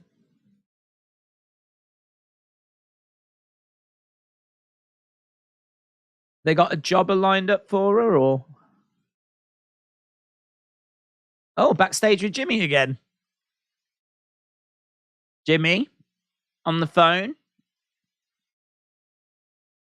Call me back, Oos. Please. Yeah, well, you upset him, didn't you, at the Royal Rumble? Call me back, Oos.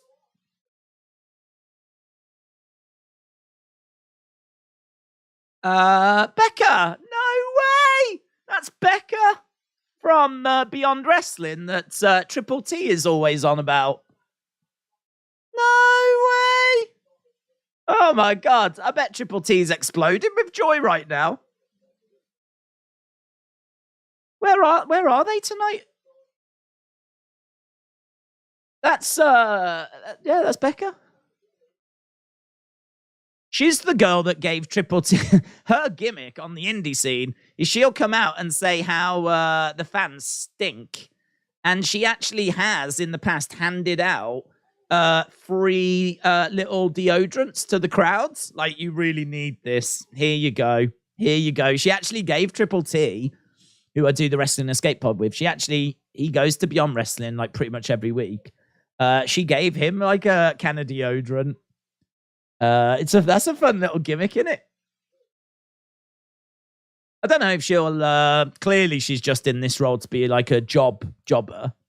But do you know what? Last time we saw her, she's been on WWE TV before. Do you remember when JBL did his poker thing? Not during the Legends, but a bit before that. Miz tried to get in and he wouldn't let Miz in. And Miz was like, "Here, well, how about I give you my watch?" And he's like, "You do know that's fake." And he's like, "What?" It was probably about a month ago. Well, Becca was one of the people that was dealing out the cards. They actually had her there as like one of the poker dealers. So, again, Triple T told me, he was like, "Did you see Becca on WWE?" And I was like, "No." What was she? He was like, yeah, she was in the poker thing. It's fun. I always like it when they bring in like local talent, whatever.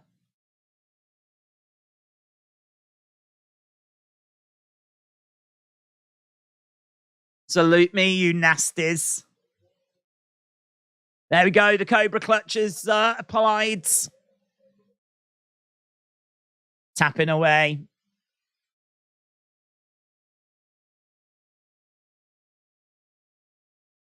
She's keeping it applied, and she's got, I can't remember what. Vicious.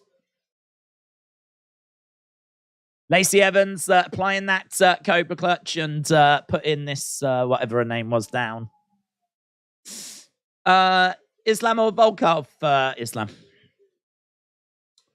She could be signed. Maybe. If she was, I mean, obviously they'd put her down in NXT. But yeah, I mean, you have got obviously some indies out there that are that have got some good females, and she, I think, has been doing this for quite a long time now. So she can do some stuff in the ring. Right. Anyway, we're done. We're backstage with Paul Heyman.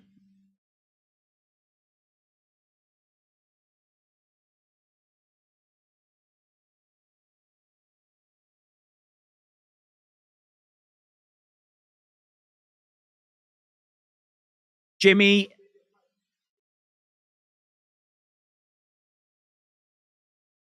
is a bit panicked here.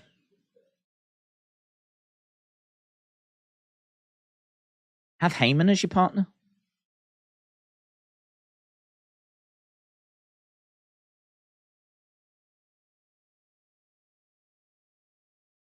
I got held hostage by a psychopathic Canadian.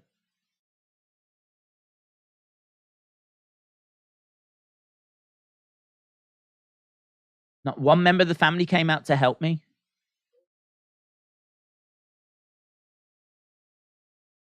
Solo's not here.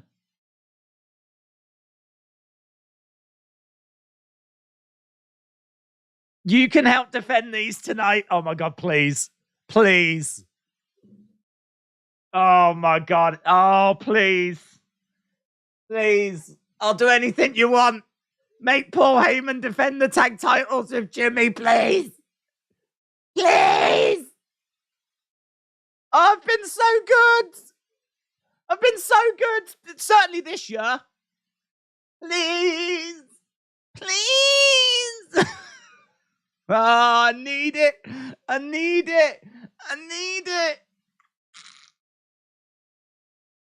Imagine him in trunks.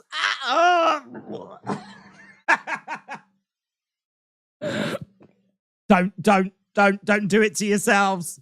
Don't do it to yourselves. Imagine him in a little singlet. Oh. Oh God, that would be so good. That would be so good. What if in the ultimate swerve, Sami defends with Jimmy? Nah. It wouldn't make any sense. I mean, Sami's about tearing the bloodline down. Like, why would he want to help the Usos? I mean, the only way I could see that happening is if Jimmy went to Sami to say, I'm done, I'm out. If my brother's out, I'm out. And then he could convince him that they're done and then maybe, you know, help us keep these titles. But I just don't think Sami would fall for that. Like, you couldn't take Jimmy at his word, could you? No, but there wouldn't be enough time.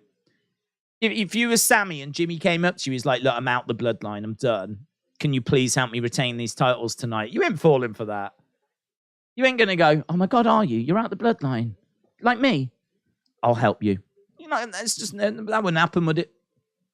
It's going to take a fair bit to convince Sami that Jimmy is definitely out. I'd be like, go in your phone and I want you to block Roman's number right now. Right in front of me, right now. I want you to block his number. Then I'll believe you. Then I'll believe you. We saw Roxanne Perez in NXT do that to Cora Jade. It's one of the most dastardly things I've ever seen in wrestling. Never seen anything as horrific as that. She blocked her number. And I'd be like, block Roman's number right now. I'll think about it. But I want to see you do it right now. So, no, I can't see that happening. Oh my God. I could definitely see Paul Heyman having to do it though, because what if Jimmy got on the phone to Roman and was like, I've got no options. I can't go out there on my own. Like, I need help. Have I got your permission to use the wise man? What's Roman going to say? I mean, got to, innit? He's got to. And Roman could make it happen. Oh my God, please. Do you reckon they ran that idea past Paul? Do you reckon they ran that idea past him? Even if he doesn't get tagged in and he's just stood on the outsides. I never needed you at all. I never needed you. Oh, James said Heyman would look like Danny DeVito as the Penguin. He would. He would. I'd want to find the most unflattering attire I could as well. You know, like when you have to do PE, but you forget your kit, so there's like spare kit at school. It could be something like that. Like he could be like, I don't even own any wrestling gears. Like, don't worry, WWE have got like spare kit. We'll find you something, and then like they could go rummaging through the box, pulling out all these like really like awful looking gears, and Heyman could just be horrible. Like, this would be one of the funniest segments ever. How dare they tease this and not give it to us? How dare they? How dare they tease one of the funniest segments I could ever imagine, and then they don't give it to us? Oh my God. Coach Co said cat urine glows in the dark. Paul Heyman in demolition gear.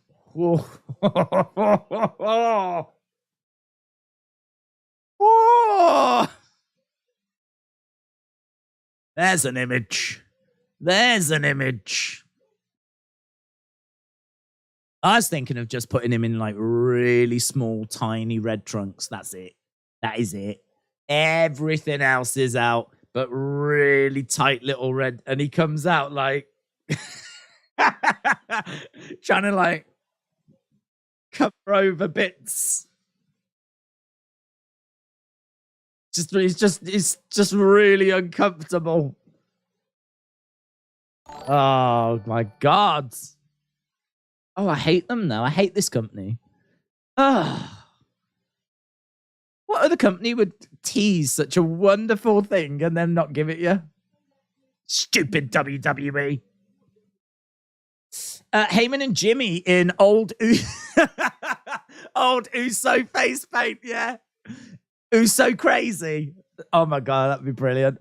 I'm on top. Da, da, da. Out they come, like, yeah.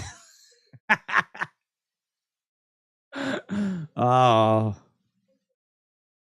Brilliant. Right, we've got Chelsea Green.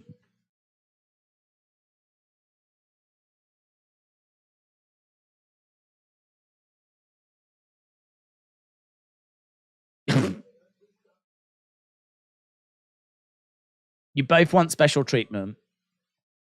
Okay, we got Chelsea, we got Sonya.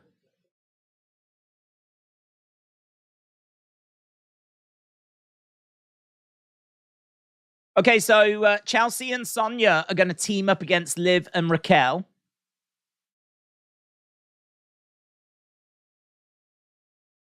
So Chelsea, oh my God, is that match now? Braun's music hits. Braun and Ricochet are coming out. Oh, I thought this was going to be our main event. Is this not the main event? Huh? Why would they, what? Why would they do this now? Surely the Bloodline have got enough say that they can make Adam Pearce put them on at least last whilst they try to find Jay.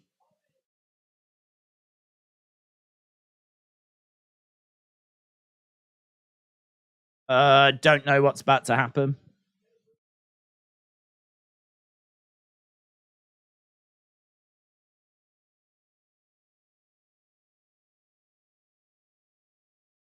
Right, well, let's find out. Oh. Come on! You know what I want! You know what I want! Usos!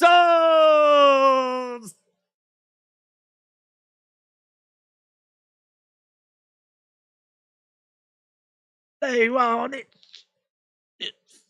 They want it. Jimmy's on his own.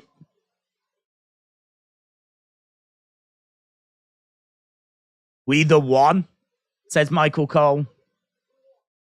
We the one is on his own. Why is Solo not there tonight? I don't understand. I'm sorry, Solo. Did you have to go to the cinema? Doesn't make. How is Solo not there? There's lots of fans that are wearing We the One's shirts. It's a sign in the crowd that says Sammy Who. Why is that person got a Sammy Who sign? We got a Sami Zayn hater in the crowds. There is no Jay at the moment. There is no Jay. It didn't feel like showing up for work. Listen, Jimmy ain't going to stand a chance here. I mean, taking on Braun is going to be horrific, even if there's two Usos. If we had both Usos, you know, the Tusos. But we're not. We're the one. Oh. He points up at the heavens. He points up at the heavens. Jay is in the building. Jay is in the building. Jay is coming through the crowds. Oh, Jay is there. Jay is there. Is he going to cost them? Could he cost them? Could he cost them the titles? Jay has got the We the One shirt on. Jay is in the house. Yeah, crowd popping for Jay. Jay coming through the crowd is pretty awesome. Jimmy and Jey embrace. Jimmy and Jey embrace. I don't feel like this is the full story. Are these tight? Are these... Okay, big smile on Jimmy's face. Big smile on Jimmy's face. Okay, so we are going to get the Usos, but is how's this going to go, man? I don't think. Oh, this is only for the SmackDown ones though. So even if they lose these, they still are Raw champions. Oh, belts got stuck together. What do you think is going to go down? What is going to go down? What is going to go down? Will the Usos lose the SmackDown tag titles? Will the Usos lose the SmackDown tag belts? What do you think? What do you think? Jimmy has arrived. He's embraced his brother. He's wearing We the One shirt. Big moment. Comes through the crowds. What's about to happen, though? Is he about to cost his brother? Is he done? Is he mentally? Is he about to go on his own as a single star? But he's here to make sure they drop the belt. The only thing is, this, I think, is only for the SmackDown belt. So if he costs the SmackDown belt, they've still got the Raw ones. If this was for both belts, then I would be like, okay, if he loses it here, they lose both titles. That makes sense. But if he costs him here, they've still got another set of championships they've got to defend together. Could it be that he loses here, but is like, I didn't mean to. I'm sorry, I didn't mean to. He did, but he didn't mean to. And then they go and defend the Raw ones, and then I don't know. Why would they lose the SmackDown titles? Because if he's done with the Bloodline and he's done being with his brother, why would he want to be in a tag team with him? Doesn't make sense. So he might have come out with Jey thinking everything's great and that they're back on the same page. He might have no intention of staying with his brother. He might have no intention of staying with the Bloodline. And he is only here to make sure that those titles get dropped and to ensure that they lose these SmackDown championships. As you see, he tweeted out that he was done. He said he was done with the Bloodline. Now all of a sudden he's back on boards. I mean, yeah, of course, he could be changing his mind back and forth, but equally, he might not have changed his mind. It might be a case that he's mentally still checked out. Days, could Sami play a role in this match? Do you think we will see an interaction between Sami and Jey? Sami could play a role in this match. I don't know that I would have Sami involved in this match. I suppose you could. Sami knows that Roman and Solo aren't there, which just seems crazy to me. Crazy to me as to why, they wouldn't be there this week. Of all the weeks for them to miss. Like, I don't know why you wouldn't be around as we're building towards Roman and Sami. I mean, look, message sent last week, But they had to know that Paul Heyman would attract Sami. I mean, it felt like it was potentially a trap, another trap, but it wasn't. Apparently, they're just genuinely not there, which is a little crazy. Here we go, though. We're back. SmackDown tag titles. Sami causes the Usos to lose tonight's at Justin. A match between the bros would be fire. Legend Killer said we're back from commercial break. Roman doesn't defend titles on SmackDown or Raw. Other champions do. If they lose, their 500-day reign will be over because they won the SmackDown titles at Money in the Bank 2021. Yep.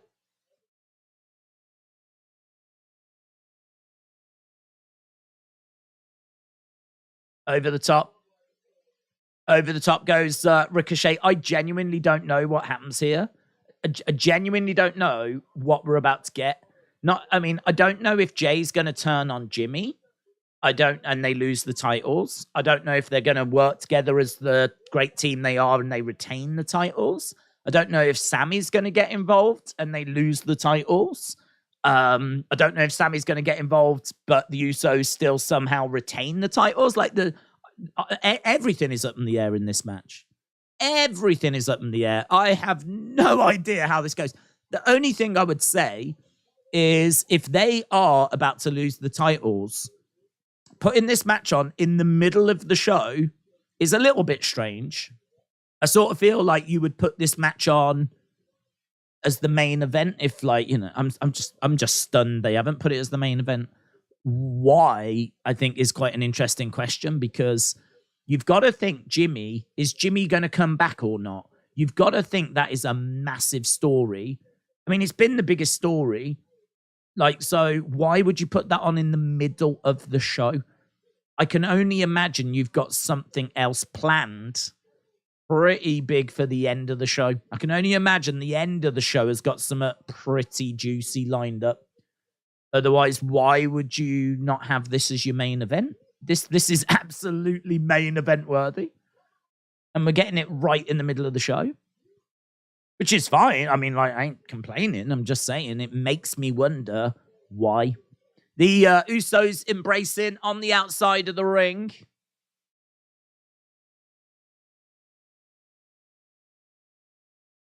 So Usos seemingly on the same page. The women's tag match is going to be the main event, said GTC dudes. Roman Reigns reminds me of Gordon Ramsay. It's Jay that came back, not Jimmy. Did I say it the wrong way around? No way Usos lose tonight, said Excellence of Execution. It's because everyone's going to be watching The Last of Us in 10 minutes. I do want to see that show. Right, we've got Usos on the same page at the moment. Usos on the same page as Ricochet drops an elbow. As we said, which way is this going to go? Is someone turning on someone? Are the belts going to be dropped? Is Sami going to get involved? Reversal. Ricochet against the ropes, gets picked up. Oh, into a Samoan drop. Lovely move. Nice super kick. To the outside goes Ricochet. Usos in control. Okay. On the edge of the ring, getting back into the ring. So Ricochet on the outsides. I think are we about to go to commercial break? Yeah, we are. Jay will walk out on Jimmy when he gets pinned, says Paul. Dude, Cody, Roman, WrestleMania 39. Yes. Justin said, I'm sure I will try show my Wrestling Day shirt. Look for my bald head, said Justin. Justin, shout out to you. I'll keep an eye out for bald heads. Jilly said, Jimmy and Jay have that twin bond that's stronger than the tribal bond they have with Roman. I think Jay is just here for his brother, says Jilly. That's also true. It could be that Jay doesn't turn on Jimmy, doesn't cost him the title. They do retain, but afterwards he makes it very clear he's still done with the bloodline and he's still done with Roman, but that doesn't mean that he doesn't value being with his brother. Yeah, you absolutely could be right. Could go that way. I can't call it. I don't know. I think it's so difficult because I think there are genuinely reasons why you could go in any of those directions. Any of those directions, I think, are perfectly acceptable. It's just, honestly, it just comes down to what story do you want to tell? What story, which direction do you want to go? All of them are perfectly fine and acceptable. It's just which way do you want to take the story? And the only person that gets to decide that is Triple H. That's what makes this match very, very intriguing. Very, very intriguing. And also, as I said, why is it on in the middle of the show? That honestly makes me think that we are getting something pretty big for the end of the show. Braun and Ricochet definitely wouldn't be my choice to win the straps because they aren't a legit team. At the same time, I get why you would choose them. It gives them both something to do for WrestleMania. We could get a situation where the Usos lose the main event. Jimmy and Jay have a segment. Jay decides if he's going to side with Sami or the Bloodline. Oh, yeah. Yeah, I mean, I must admit, I can't see the Usos retaining, and that is it for this week. I can't see that happening. I mean, we've still got another hour of the show. Are we just going to be done with Bloodline stuff then for this week? Like, I'd be surprised if that's what happens. I feel like they could retain, but there's sure to be some sort of conversation afterwards. We're sure to see them backstage. I can't believe you came back, my brother. Great to see you. You had me sweating. And Jay could then say, I'm here for you, not for Roman. Something along those lines. So, ooh. Over the top. Goes for a shot. Down goes Ricochet. Jay does look fired up. Goes over to Braun. Does it not feel like Sonya has been beaten down by creative by Triple H? She feels like a doormat, just loss after loss. Yeah, I don't know that we were ever really going to do anything else with her, though, to be honest. I don't know that she was ever viewed as being like multi-time world champion. I think we needed to find something for Sonya to do. Don't forget, when we saw her, she lost their loser leaves WWE match. I think it was around that time she had that stalker. And so she went off and had a bit of personal time, which everyone understands. She came back. I don't know if she had a bit of ring rust or whatever it was, but they decided to use her in that kind of GM position. That was pretty good, to be honest. I thought she's a good talker. She's actually a good heel, a good talker. But she's not like a top heel. She's someone that I think is kind of, around the mid-card. She can cause some problems for people. But, yeah, she serves a purpose on the card.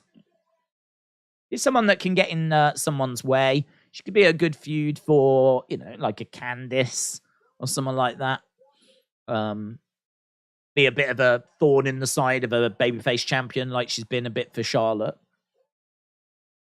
But, like, she's there to take losses, really. I think that's kind of her job. Braun collides into Jay. Down he goes.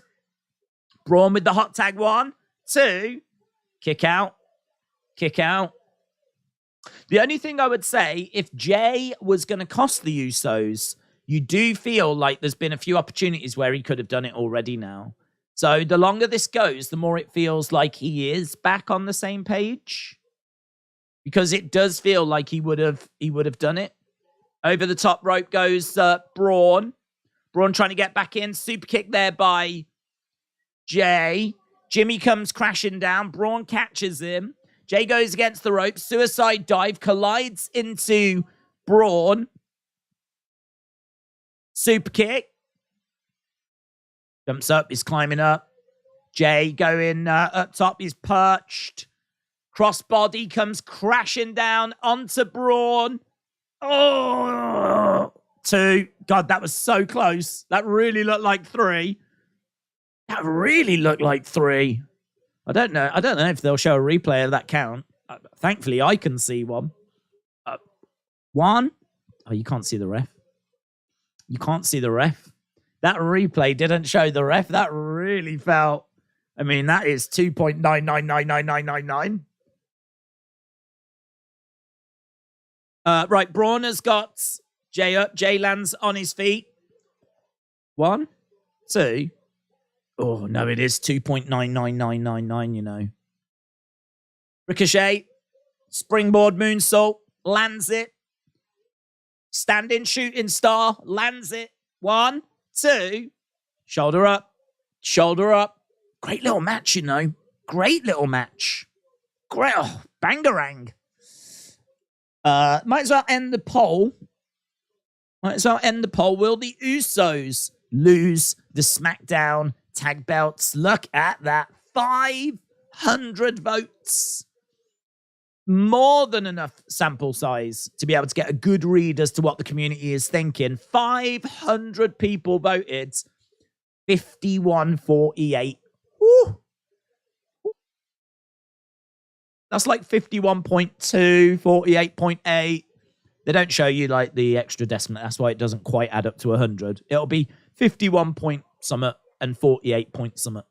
But and it'll add up to 100 as a result. But yeah, no, just edging it. Big slam by Braun. Braun rips the shirt. Points at Ricochet. Tag. In comes Ricochet. Ricochet is climbing up. Ricochet on the shoulders. Ricochet, comes crashing down. 1, 2. And just pulled out the ring. Jey saves. He could have easily not there. Easily not. So Jey grabs the leg of Ricochet, pulls him out the ring. I think if he was going to cost him, as I said, there's been plenty of occasions where he could have done it by now.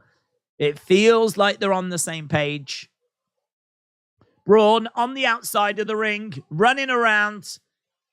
Tries to charge into Jey. He ends up chucking himself over the commentary table. He was trying to do his train thing. Ricochet over the top, comes crashing down. Crashing down. Ricochet fired up, takes out Jey. Now Ricochet climbing up. A big shot there by Jimmy. Jimmy smacks Ricochet. Now he's going to look to suplex Ricochet. Braun has taken himself out. We just saw the tag made there. So we know that Jimmy's not the legal man. Jey is the legal man. Shooting star. Jey with a big splash. 1, 2, 3. And the Usos retain. The Usos retain. Jey played his part. And they are still the SmackDown Tag Team Champions. So the Usos are, the proof's in the pudding. They're on the same page. The Usos are on the same page. Does feel like there's going to be more to this, though. As I said, I don't expect it to be a case we're not going to hear from Jimmy. Fully expect to hear from Jimmy and from Jey. Usos win. I thought Ricochet and Braun would win. Yeah, honestly, I think that was really, really close. The community thought it was close. I thought it was close. I think you could make an argument for any which way. I completely agree. Great match, but a lame story, said Sean. Love the Usos matches. It was great. Moolah said, predictable. They're not going to lose regardless of storyline. No, I disagree. I think the result of that poll shows it wasn't predictable. Here's Ray.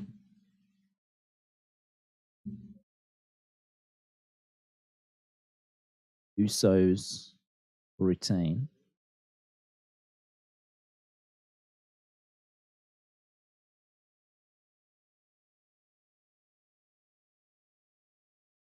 Fatal four-way match winner gets to face Gunther for the Intercontinental Championship as we go over to a commercial break. Kyle said Jey didn't turn. He walked away in conflict at the Rumble. They're still his titles. Why would he cost himself his own title? The real turn will come, obviously. Well, don't forget, he did tweet out that he was done. So he walked off in tears. He refused to beat down Sami. He then went to Instagram to tweet out that he was done. And it honestly, it seemed like he was out. I mean, he hasn't spoke to his brother for 2 weeks. They hadn't heard from him last week. We know that Jimmy hadn't heard from him this week. He's not been in contact with them. It's not like everything's great and rosy in the world of the Bloodline. So why would he lose the titles? I mean, I feel like that is a very viable story, that he doesn't want to be in the Bloodline anymore, that he realizes that the Bloodline are the bad guys. He realizes that he has been bullied into being in the Bloodline. He was resistant at the start. He didn't want to be in the Bloodline at the start. He didn't want to acknowledge Roman at the start, but he was made to acknowledge Roman. He was forced to join Roman. He was made to be in the Bloodline. And of course, when you're in there and, your times are good, Roman's winning belts, you're winning belts, you're main eventing, I bet the money's really good. You're basically at the top of the industry.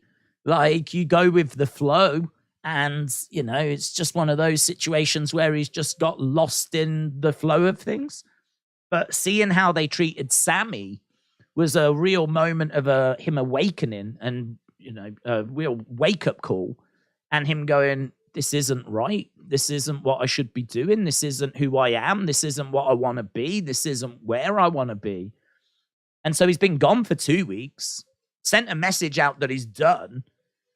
And so this is what I'm saying. I really don't think this one was predictable. I completely disagree. I think that they purposely told a very good story and planted seeds of doubt. And we still don't know what's about to be said. I think what Jilly said makes a lot of sense, that we could now see a little backstage segment where Jay says to Jimmy, listen, I love you. You're my brother. I'm always going to be there for you, but I'm done with the Bloodline. I don't want anything to do with Roman. I am out. So you either come with me and leave the Bloodline, or you stay with Roman and we are done. Like, that ultimatum could still be on the way. So I feel like the story is bigger than the titles, which sounds a weird thing to say, but this is about family, and it's about who he is as a person. The titles just don't matter in this situation. The 500-day title reign, it's been brilliant, but it's something that that Jay is willing to walk away from, because I think it also represents something that he potentially looks back on now and regrets. I don't think what they've done is something he's necessarily proud of. Hence why he's not been around for a few weeks. Hence why he sent a message out saying he was done with the Bloodline. It sort of feels like he's very conflicted. And obviously, we just don't know which way they're going to take this story. But no, every twist and turn, I think, this is why the story is so good. Because you just don't know. You just don't know which way the story's going to go. There was every chance Jay was not going to turn up there. If I had have predicted before the show started, I would have said, I reckon there's a really good chance Solo defends the title with Jimmy. And we get Jay at the end of the show. Jay comes out. Here we go. I'm never going to leave you, says Jay. It's been hell since you've been gone.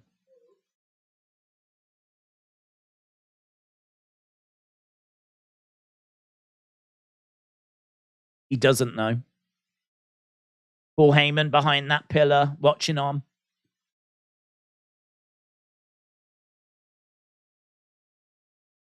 Is that your brother?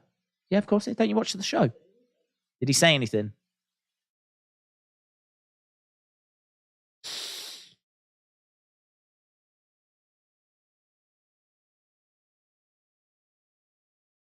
Okay, so look, Jay said he doesn't know if he's in or if he's out. He doesn't know if he's in or if he's out. And Paul Heyman overheard it. He's just asked Jimmy, did he say anything? Jimmy has not told Paul the truth. He has not told Paul the truth. So Jay doesn't know what he's doing when it comes to the Bloodline. He is conflicted. And Jimmy has just lied to Paul Heyman. There's trouble in the Bloodline. Matt, shout out to you, buds. Here's Natalia.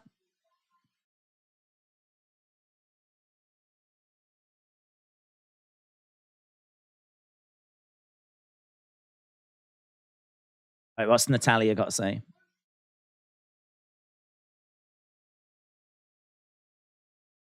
Shayna Baszler took me out. She broke my nose.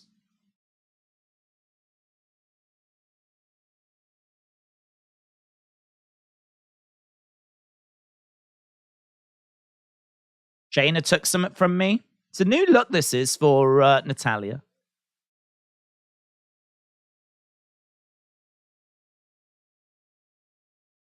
Shayna's a cheap knockoff version of Ronda. Feel like that's pretty low-hanging fruit, to be honest.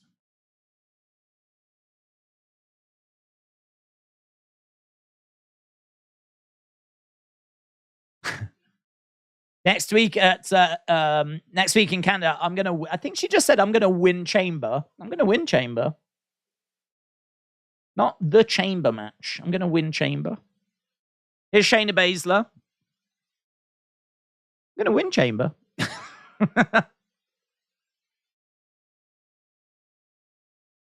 Right, we've got Shayna coming down.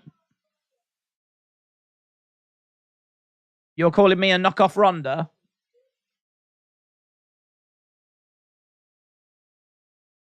I'm sick and tired of everyone dismissing my accomplishments. There's a knockoff Ronda chant.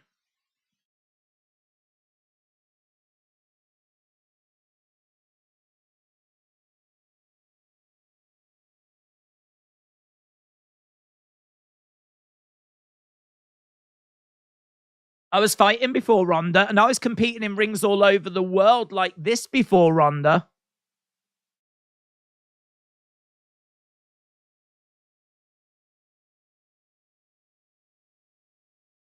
Oh, here's Ronda. I don't need you or everyone else telling me that I'm just competing in Ronda's shadow. Here's Ronda. This will be interesting. See what the interaction is here between Ronda and Shayna. Oh, God, I hope this is a good segment. I hope this is a good segment. Matt, shout out to you, my friend. Appreciate the support as always. Hope you are well. As we've got Ronda in the ring. Matt, again, putting in memberships for people. Oh, hello. Shayna stopping Ronda. Shayna knocks down Natalya. So this is, I think, the first time we're seeing Ronda since, the December 30th episodes when she lost the belt to Charlotte. Here's Shotzi. Shotzi coming down to try and help Natalya.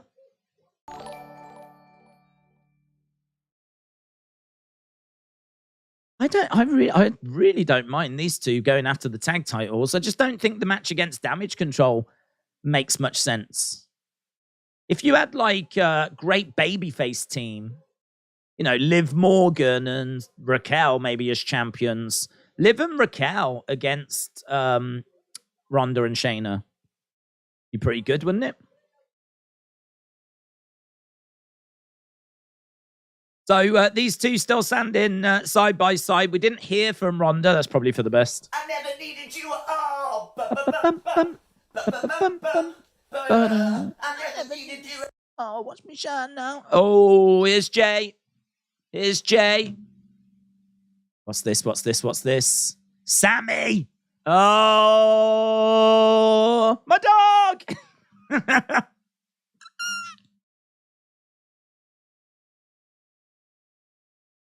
Welcome back.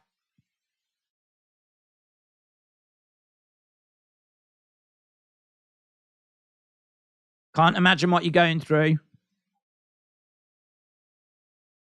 I just know Roman pretty well.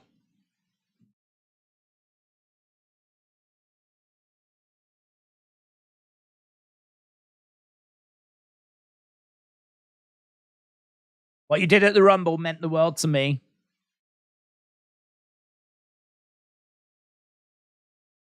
We're 8 days away from something huge.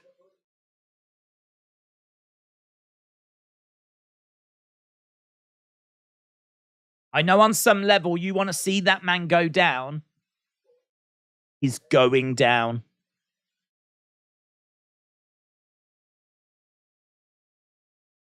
You don't have to go down with the ship. There's a way out. There's a way out for you.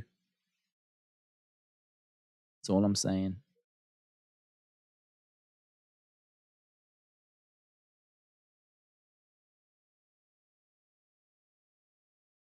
I acknowledge you.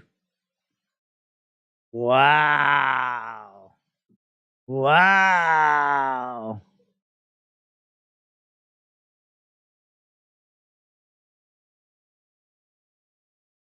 Is he going to fist bump him? Oh, he does. He does. If we don't get... Oh, my God. These are so good. How dare these be so good? How dare these be so good? Oh, my God. If we don't get chance to talk again, I just want you to know I acknowledge you. Oh, and then you're like, is he going to do it? Is he going to do it? He does fist bump him. Jey fist bumps Sami. Oh, my God. Oh, it's so good. It is, isn't it? Ah.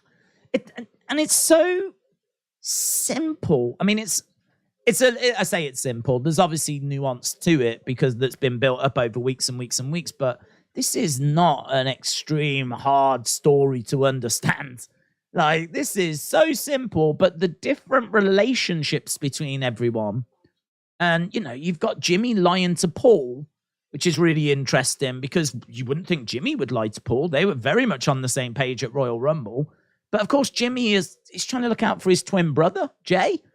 And Jey's conflicted. Jey doesn't know what to do. Now he's bumping into Sami, and Sami is like twisting his arm a bit more, saying thank you for what you did at the Rumble. You know, Roman ain't going to let you forget. There is a way out, though. You don't have to go down with the ship. And in 8 days' time, you know, things are going to change. You don't need to be a part of that.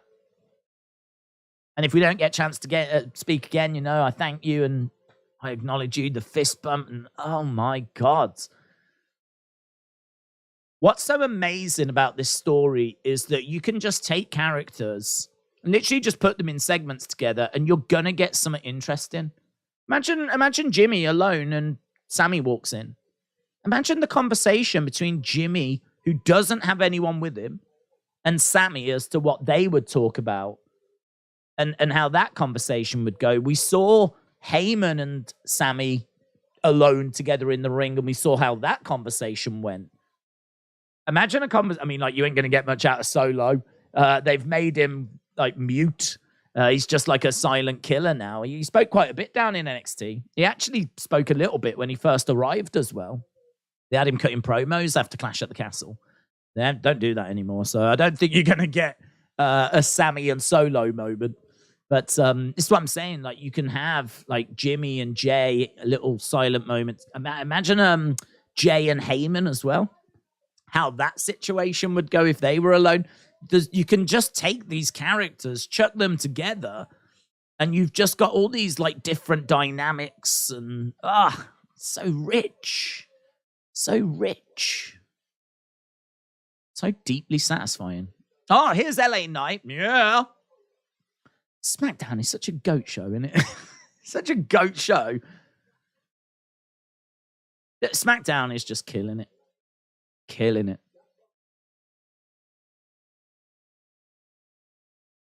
Bray Wyatt in the past. We're looking to the future, says LA Knight. Yeah. So LA Knight said we're looking to the future.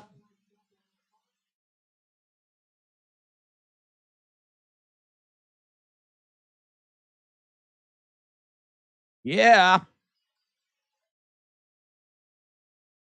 Right, here's our tag match then. So Chelsea and Sonya.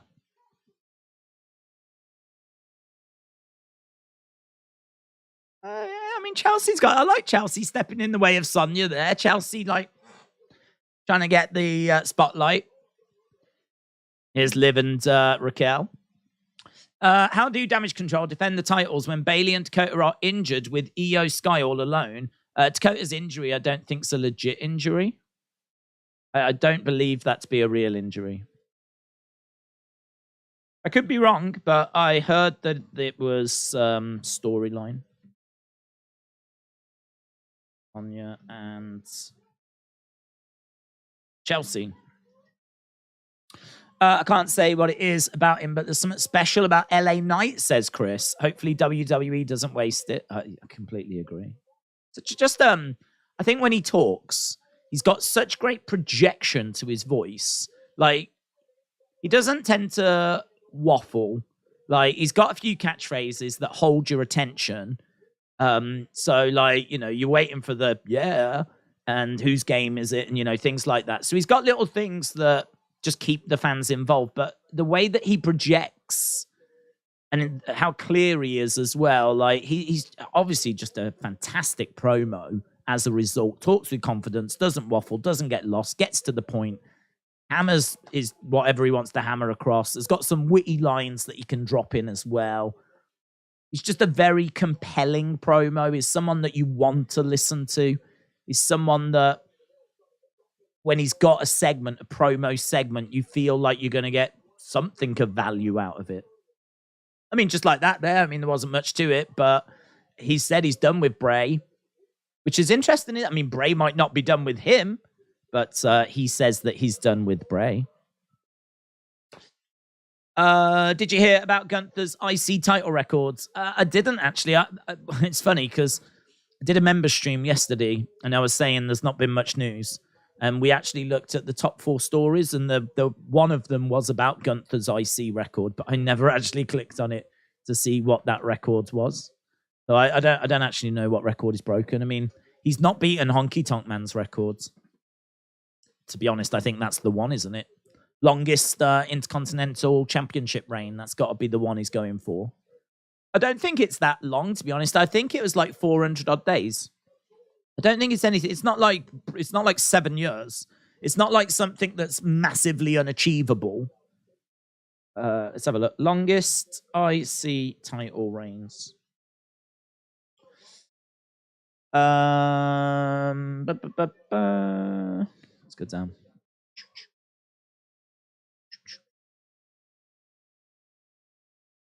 Combined reigns. No. I don't want that. I want single longest. Is it still Honky, or did it get beaten?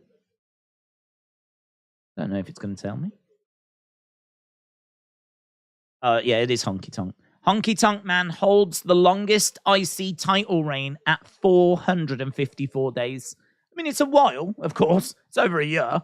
But it ain't like Bruno, 7 years. It's not Fabulous Moolah at like 25 years. It's definitely a reign that Gunther can beat. I think I would do it as well. I think I would do it. That's a record that is ready to be beaten, isn't it? That's a record that's there for the taking.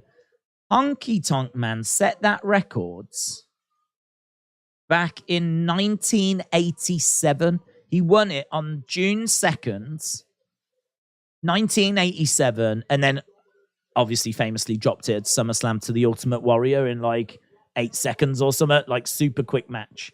But yeah, that's still the longest from the late 80s. Gunther could be the first IC champ to hold that since the late 80s. So that's the one that I would have Gunther go after. He's already at, let's go down. He's already at 245. He's already at 245. So what's he got to do? Another 200 days? Is it another 200 days? He's at 245. I'll go all the way back to the 80s. He's got 454, 245. Yeah, he's got to do 110 days. Something along those lines. 210 days. Don't know what that would put us to. But he could definitely drop the IC title and be ready for the main belt by WrestleMania 40. Will you do that? Keep the IC title on him all the way to the end of the year.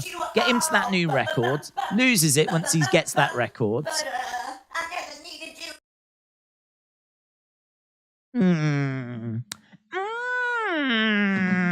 That's how I feel about that. James said, did you know LA Knight did a majority of the wrestlers' moves in the video game, including R-Truth's walkout? He's got so much talent. That's cool.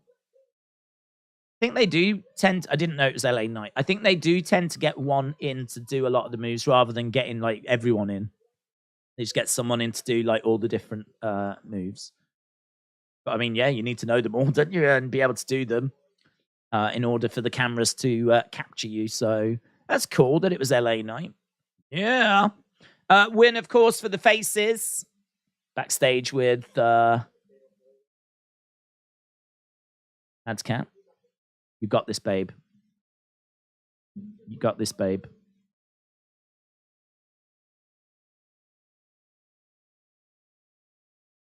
There's a lot of babes.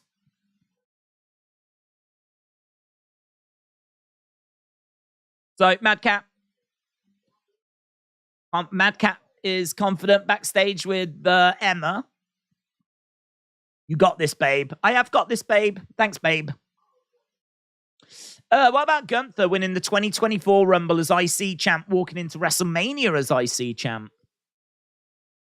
Title versus title. WrestleMania 6. Be pretty fun, couldn't it? That could be pretty fun.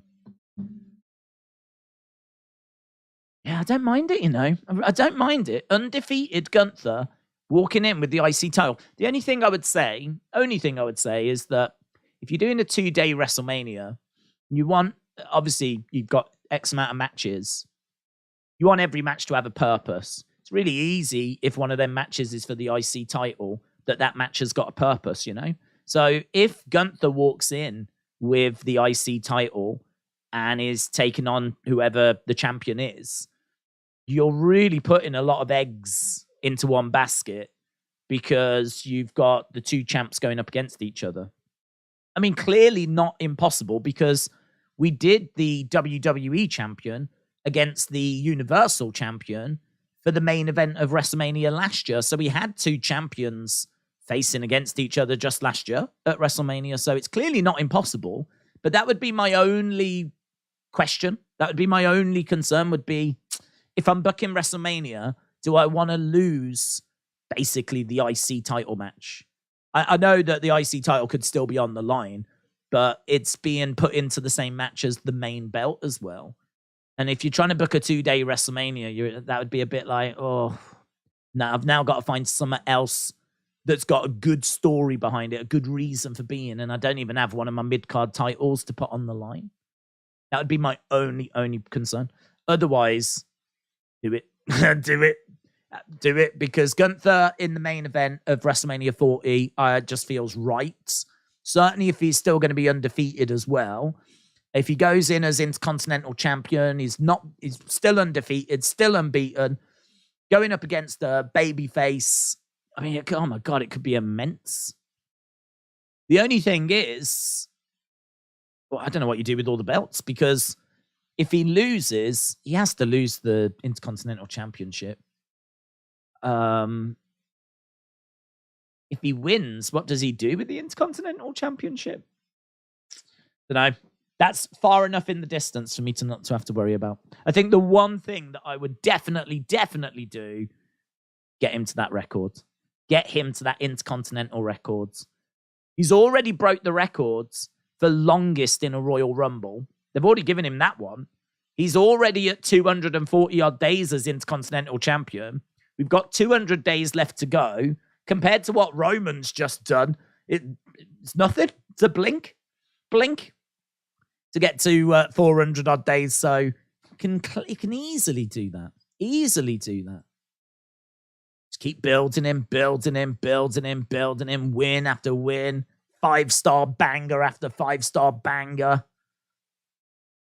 It's the good stuff. Krista said, do you think you will ever see someone hold the US and IC? Yeah, you could do, yeah. I mean, it's a story, isn't it? It's a story. You can always go down that road and you know, who knows? One day they might unify those mid-card belts. So, yeah, I think it's a story that's there to be told. I think, you know, at some point you would definitely look to do that. At some point, well, I was going to say at some point you'll see a women hold both the women's belts, but they've already done it. Becky 2 belts. So we've already seen that. We've already had someone hold both the tag belts, got that right now. Someone holding both the world titles, got that right now. So I think so. Yeah, absolutely. No brainer. That maybe that could be Gunther. Maybe Gunther can have that as well. Give him everything. He's going to break the longest records for holding the IC title. He's going to be one of the first to hold both those mid-card belts. It's going to have it all. It's going to have all the belts. It's going to have the lady belts as well. Right. Okay, we are back from commercial break. In a few moments, we'll find out who the new #1 contender is.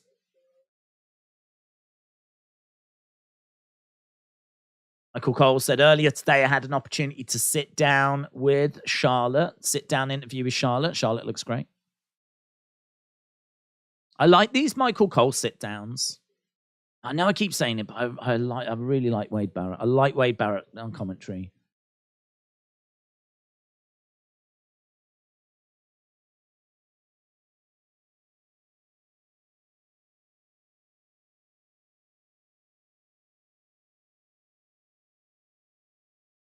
Rhea Ripley challenged you. You put her in her place at WrestleMania. So sit down interview with Charlotte.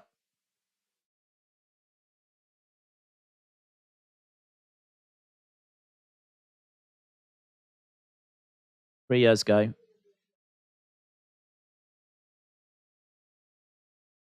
Rhea chose me because she knew I was the mountain she had to climb. We had our match. I was impressed. She was young. She was green. She wasn't ready. And I won.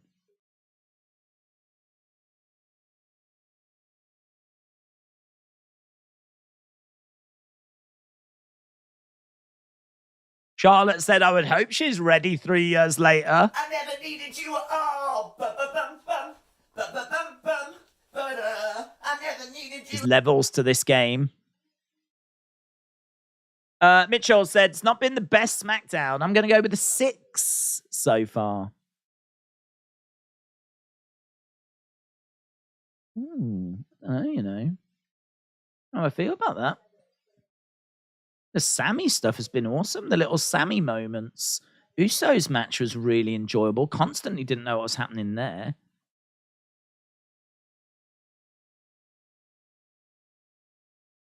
You think it's a 6? We'll have a see. We'll see what people think afterwards. I'm interested, actually, to see what people think.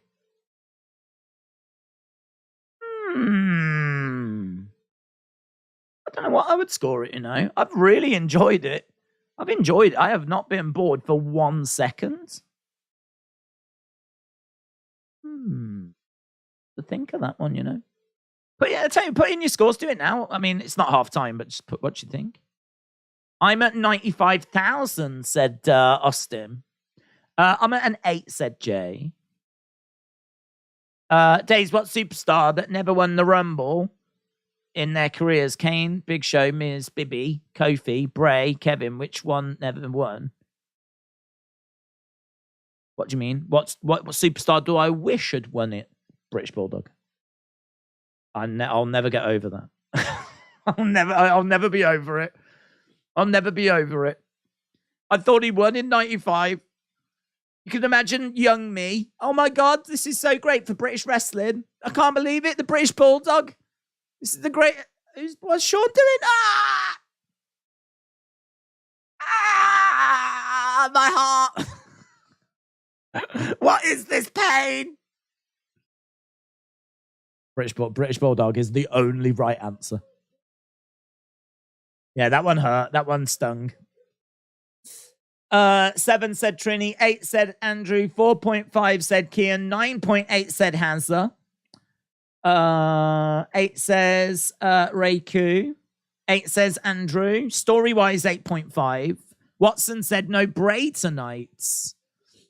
Don't know, to be honest. It wasn't advertised. I certainly was expecting him. And who knows? Perhaps he'll make his presence felt. J-Boy said 4. Mark said 7. Aaron says 8. Justin with a 9. About a 7, said Damien. McClaim said 7. Chris said 8.5. Moolah said 6.5. Alessandro says 7. Steven said 7.5. 7. 1.5 hours, only 2 things mentioned. What do you mean? Like, for good things? I mean, I feel the Sami Paul Heyman took up a chunk of time, though. I mean, that adds, 20-odd minutes at the start? Usos match as well probably adds 20-odd minutes as well. Then you've got, like, the backstage moments, which together probably add up to, like, I don't know, 10 minutes. And then you've had how many adverts that take away how much time? Like, if you take away all the adverts, all in all, I reckon out of an hour and a half, there's probably been about, I don't know, 20 minutes not been that bothered by. Like, maybe the Ronda Ronda came back. I mean, that was significant. But like the Sonya Chelsea match, I mean, yeah. There'll be Liv fans that were into that, though. I mean, I'm not making a case that this is like a 9 out of 10. Oh my God, one of the greatest shows I've ever seen. I'm not making that case. But I am making a case this has been a good show. I've not been bored. I really don't think this has been bad.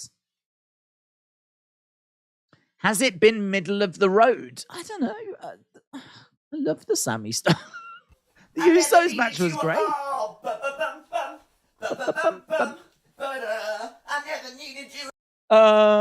Mitchell said, I'm just saying, if you take the Sami stuff out, no Bray, but the Sami stuff is about 20 minutes of a 2-hour show. You have to judge the whole thing. Yeah, I don't know. I don't know. I mean, like, the Sami stuff was 20 minutes. Usos match I thought was really good. I don't think there was anyone down on that match, was there? Put that in. That gets you to 40 minutes. We've had an hour and, 40 now. I agree. You know, I think we're at the main event. I think this is the main event. No Bray. I can see that being a bit disappointing, but has it affected my enjoyment of the show? No. I don't not like this show because we haven't had Bray. We just haven't had Bray. We haven't seen Bray this week. That's a bit of I would have liked something. I do agree with that. But am I sitting here like, oh, this is trash, we haven't had Bray? Oh, God, no, I don't feel that way at all. I don't feel that way.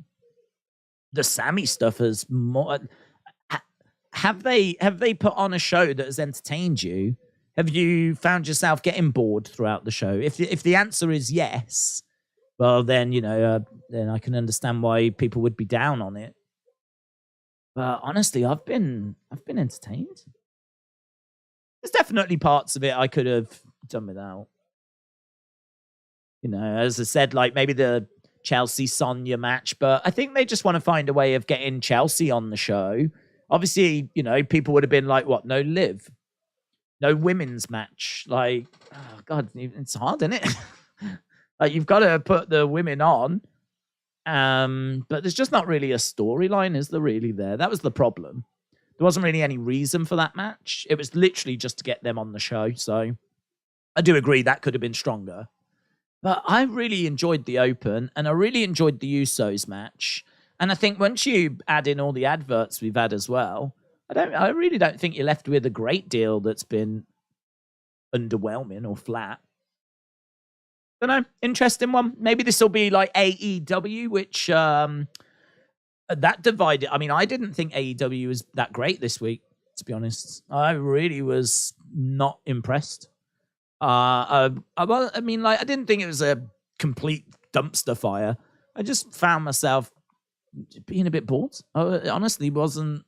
I didn't think it was a great offering.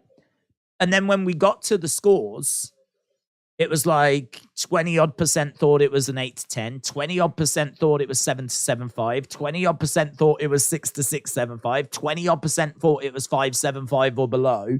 A really, really divided opinion. A really divided opinion. I don't know if I would not have been 7 or above. I would have at least been like 6s. I might even have slipped to the 5s, but I wouldn't have been a 4 or a 3. It would have been a 6-point summit, maybe a 5-point summit. But for me, I just didn't really wasn't grabbing me. I think if I'm being really honest with myself, it'd probably have to be 5s. I mean, if you watch a show and it just really doesn't grab you, surely that doesn't deserve to be in the 6. Certainly doesn't deserve to be in the 7s. So yeah, I really struggle with AEW, but I've really enjoyed this SmackDown.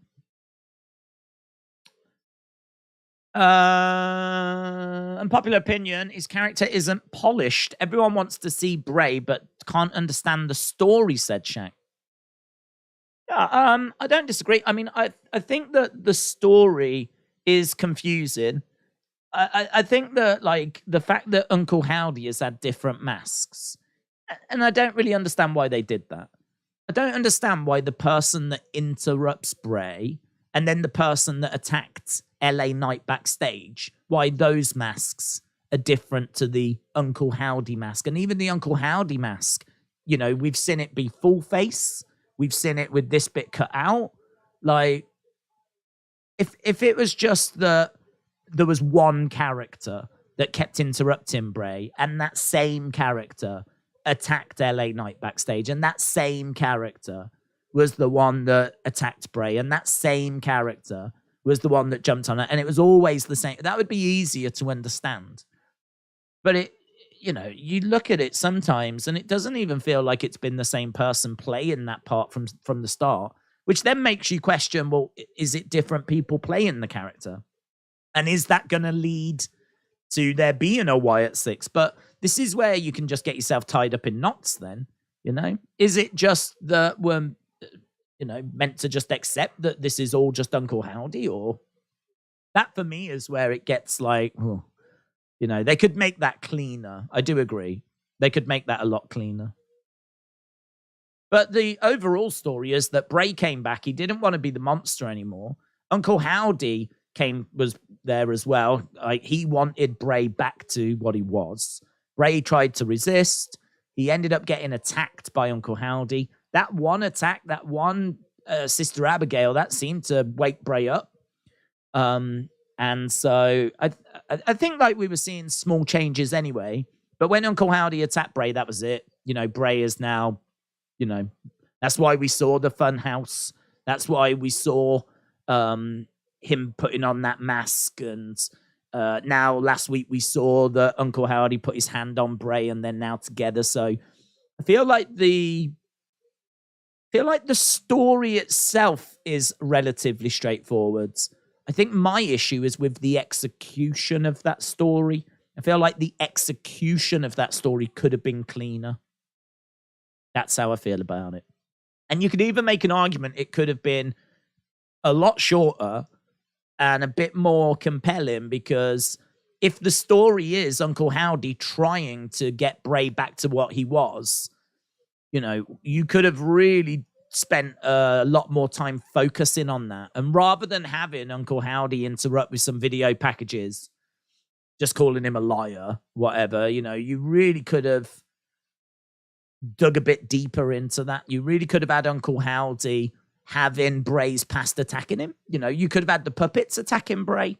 You could have had Fiend attack Bray. Imagine a segment where Fiend attacked Bray, and it was all Howdy trying to show like that your past was stronger than where you are now. You need to go back to that. You're not as strong as you was. Like, you need the Fiend. You need the puppets. You need to be the monster you was, because without it, you'll get destroyed by us. Like, I'm not going away. I want you to be that monster again. I feel like you could sit here and book it till the cows come home. There's so much you could have done to have had him realize that he needs to go back to that. I just think that what we ended up getting was a few interruptions and everything. And I think if we're being very honest, like a few weeks where we're like, okay, it wasn't as good this week. Let's see what next week brings. And there was a fair few weeks of that. But definitely some moments along that road. But I think where we are now that we've got there, is now we can do anything. We can explore we can do, would it have been the biggest shock if we had a Funhouse this week? No, not really.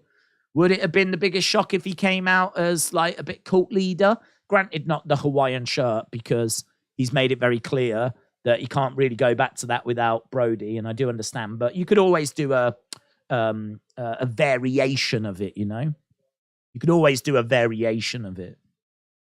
So I sort of think like story was fine. Execution, I think, could have been stronger if we're being honest. I think we could have had some bigger moments in there. I think now where we are with them all on the same page is quite interesting, because where do we go now? Like now we don't only have Bray, we don't only have the Funhouse. I think we do have the Fiend as well, to be honest. Not only do we have this, but we've got this Uncle Howdy character that seems to be right by Bray's side. I don't know that he's in charge of Bray, but he definitely doesn't feel like he works for Bray. He feels like he is Bray's equal, at least. And that's a big thing to have achieved. Bray's come back and there's someone by his side that feels as big as what Bray is. That's a pretty good achievement, in all fairness, to have managed that. So I think we've managed to do some stuff since he came back. But as I said, I think in retrospect, you could have made those segments a bit bigger. Right, we are underway with this anyway. We got Ray versus Madcap versus Carrion versus Santos. Legata. Obviously, the winner of this is going to challenge Gunther, who's up in the heavens. He's not dead. He's just up in the top of the arena with Imperium watching on. Someone said we'll get Bray once Bloodline is over, says Moolah. Mountain Dew match was entertaining, but it was a bit too short with zero wrestling and no selling. I want wrestling and not gimmick matches, says Jilly. Russell said, I watched WrestleMania 38. It was a good show. How come Cody wasn't on the WrestleMania cards? How come the Battle Royals were put on to the two nights? Well, Cody wasn't on the WrestleMania card because he was the surprise return, wasn't he? So we didn't know that he was coming back. Well, we did. Everyone was aware Cody was coming back, but the way WWE told that story was they had him as the surprise, which I think is fine and the right thing to do because, I mean, to be honest, who's not watching WrestleMania? And if you are a wrestling fan, you definitely at the time heard the rumors of Cody. They were everywhere that he was coming into WWE and that he'd signed and all this kind of stuff. So I think if you was a casual, I really don't know that they left. I don't know that they really left too many people, if anyone, like behind by not advertising Cody. Like if you're a Cody fan, you knew he was coming into WWE. If you was a wrestling fan, you heard he was coming into WWE. And if you're just a real casual, you could probably make the argument they didn't know who Cody was. You could probably make that argument. If you're a WWE casual, are you even watching AEW? Probably not, to be honest. And I think that's what WWE were thinking. They were thinking like anyone that needs to know about this will have heard. They'll already know. So we don't need to advertise him. And if you don't know about Cody, well, you'll find out. You'll see the great reaction he gets, and we'll make sure that we tell you about him on like the shows after. So they went that way. It was a great moment. Loved it. I think they played it right. And yeah. And then in regards to the Battle Royals, I think they felt that the cards were big enough. I think they just felt that they had enough for both shows whereby they didn't need the Battle Royals. I can't even remember if we did the women's. I know that we did the men's, and it was won by Madcap Moss, believe it or not. He won the Andre Battle Royal. Easy to forget. He is an Andre winner. And that was done on the Go Home Smackdown. And yeah, I mean, I must admit, I'm surprised that it didn't at least make the kickoff show. Can't even remember what was on the kickoff show for WrestleMania. But I am surprised it didn't make the kickoff show. But instead, I think what they're trying to do is they're really trying to make the Raw and the SmackDown sort of part of it. They're trying to, I mean, clearly you're not going to get Roman on SmackDown, right? But they're trying to make that SmackDown and that Raw, they're trying to make it feel like a 4-day spectacular. So obviously WrestleMania is the pinnacle, but you do not want to miss the SmackDown before, and you definitely don't want to miss the Raw after. And so, you know, with your go-home show, how do you make that, oh my God, can't miss? Because we've said before, go-home shows are tricky because all your feuds are done. Everything's done. All your feuds are sorted. What the hell do you do for a go-home apart from just have a promo or something? So I think by putting the Andre Royal on there, I think that was a pretty good move, actually. I am not a fan of getting loads of stars onto WrestleMania just for the sake of it. I'm not a fan of that. I'm not a fan of that. I'm not a fan of shoving people onto WrestleMania just for the sake of it. I think you only get on there if you deserve to be on there and you're in a red hot story. Battle Royals are obviously different because there's some at stake. But really, the winner of that should get a title shot, you know? I think if you win the WrestleMania Andre Battle Royal, it does feel like you should get a championship opportunity. But seemingly they're not interested in doing that. And so as a result, it just went on to the SmackDown show, the Go Home, which did make that show feel bigger, in all fairness. Like, tune into SmackDown. Because I think there was a couple of matches, actually. I think there was a Ricochet match. Wasn't Ricochet the IC champ and he defended it on that show as well? I've got a feeling it wasn't just the Battle Royal. I think there was another big match that could have been at WrestleMania that ended up being on that SmackDown as well. So they really tried to make that go-home show the start of a massive weekend WrestleMania. And I think they could look to do the same this year. Bleacher Report said WWE made $1 million on the Pitch Black match. $1 million. You know, one of the funniest things I have ever seen, and I think I will ever see, is in Austin Powers when he's in that car in the little corridor and he's trying to turn it around. So he's in this little car. The corridor's really narrow and like it goes forward, backwards, forward, backwards. And I think we go away to some. When we go back, he's managed to get it like 90 degrees. He's managed to get it like in the corridor, but he is literally now like back. I was in tears at that scene. I was in absolute tears. I reckon if you watch it now, it's aged horribly, that film. But that moment where he's just trying to turn the car around in the corridor, oh my God. Got me, man. It's one of the funniest things I have ever seen. I have not watched much silent cinema like, you know, Laurel and Hardy or Charlie Chaplin. Like, that's always seemed a bit too old for me. Like, I think I would love parts of that stuff because that's, I believe, all like a lot of it is silent and it's all slapstick. And just judging by how much I love that cart going backwards and forwards, I should imagine there'd be a lot in Laurel and Hardy and what that I think would be awesome. That would appeal, you know. Was it Buster Keaton? I think that Buster Keaton was someone that did silent films, or I'd have to look into that. I saw a clip on Facebook of I think it was Buster Keaton, and he was in there with a boxer, and it was an old film. And he was like not a boxer, and he was like trying to like intimidate this boxer, and he was doing all this like, and he was like twirling round trying to flick his arm out, and he was like obviously looked a fool, but it was really funny. I mean, that old school slapstick just it does get me. Right, we are getting to the business end of this as Scarlett grabs Ray's leg. Ray goes down. We've got Carrion with a forearm to the back of the head. Ray goes down again. Smash to Madcap. We've got, 4 minutes left in this show. Over the top to the outside goes Santos. Madcap in the ring. Santos has dealt with Carrier. Madcap 1, 2, 3, and Madcap gets the win.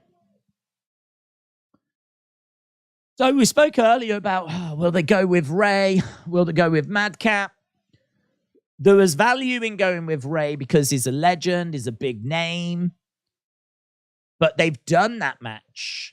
And so they've gone with the fresh challenge that is Madcap Moss. Okay, big segment. We're backstage. Is this Jay? Oh, Jim.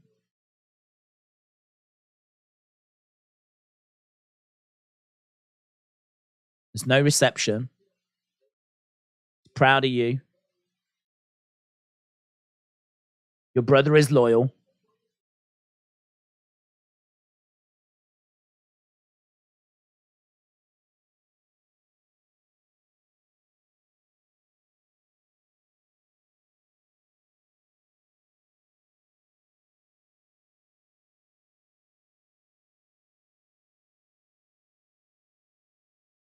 Oh. Sometimes you see things on TV that you don't see here live. Paul Heyman heavily implying that the tribal chief saw that segment between Sami and Jey. Oh.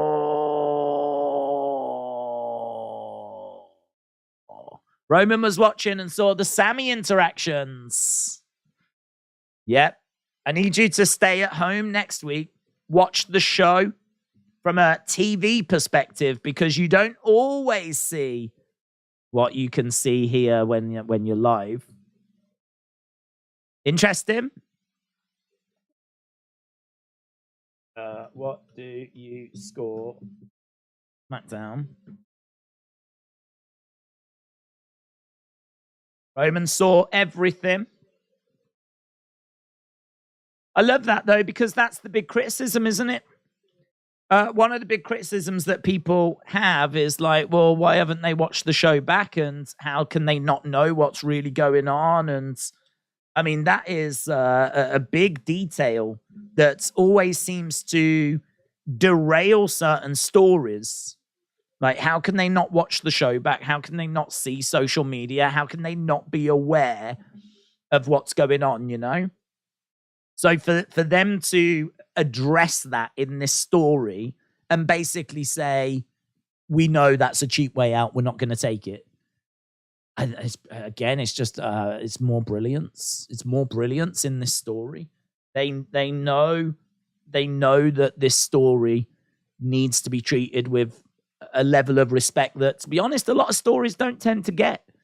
But this story is being treated with a level of respect that it deserves. And the results are just, well, they're showing, aren't they? They're just showing. I mean, how brilliant has this been? But it's been so good because the details have constantly been looked out after.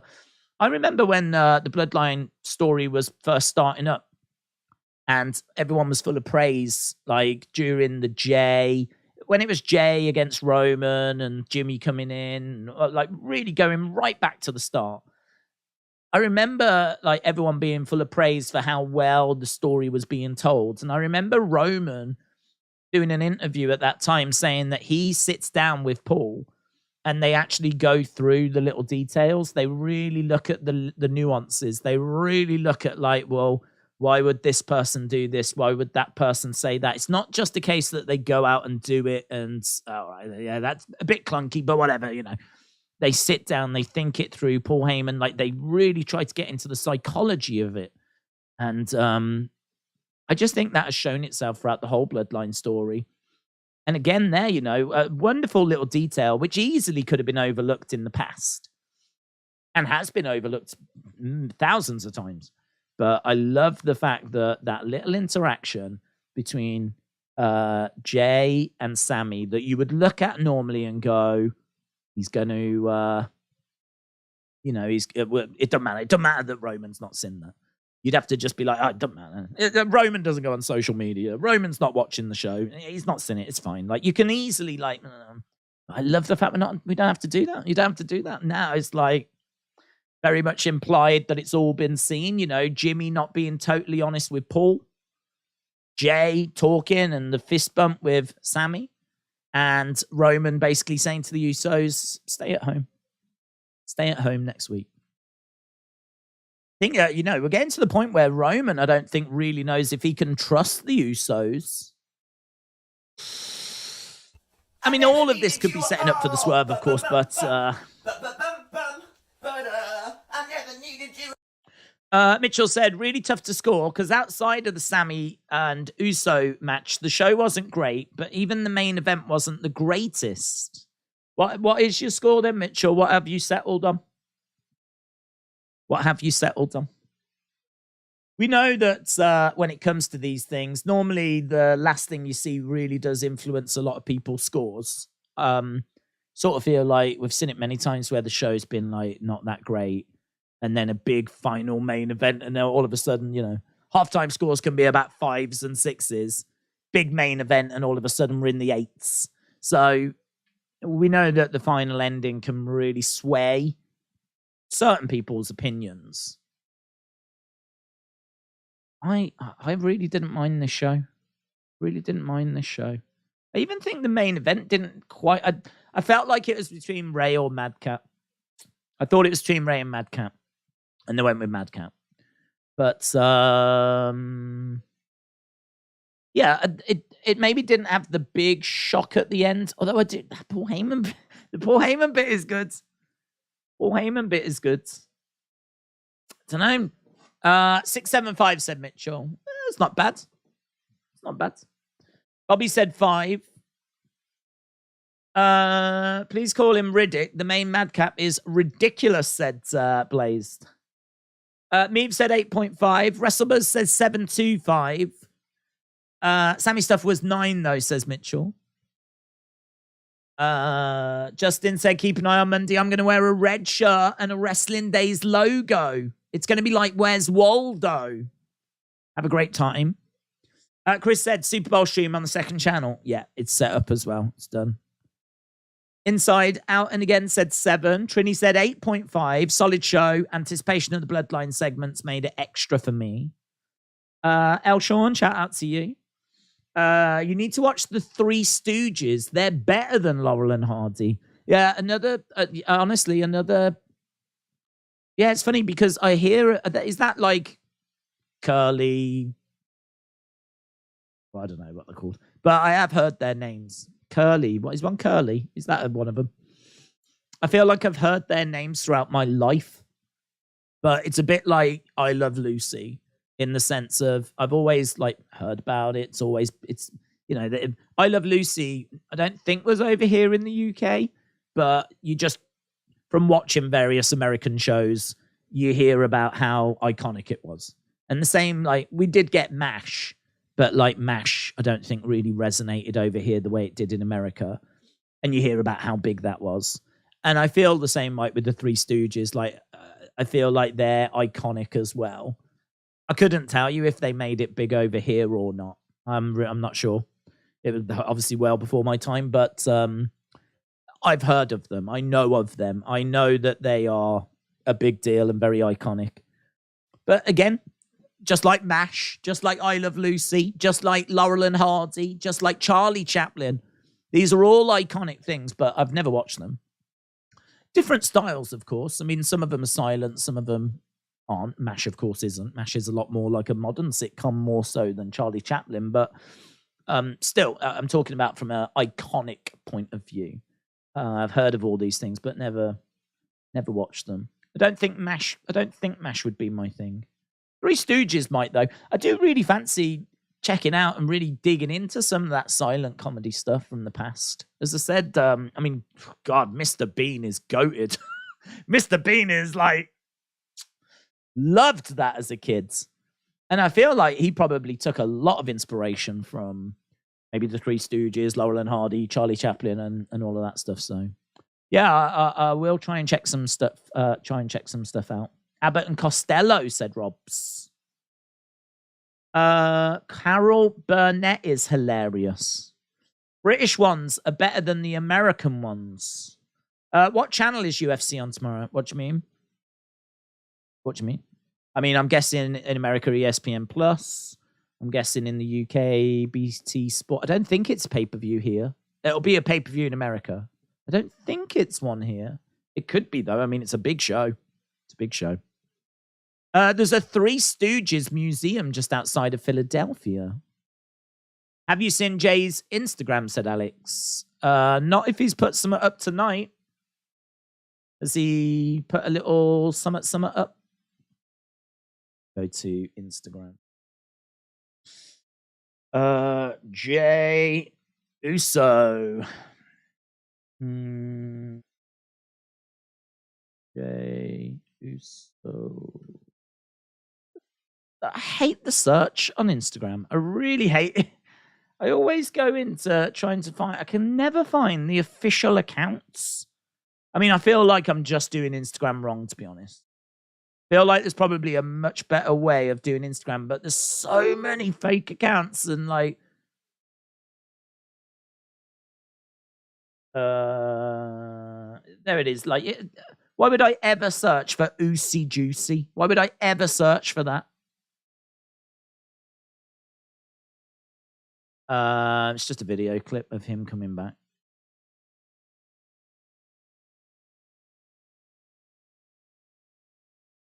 Okay, just a video clip of him coming back.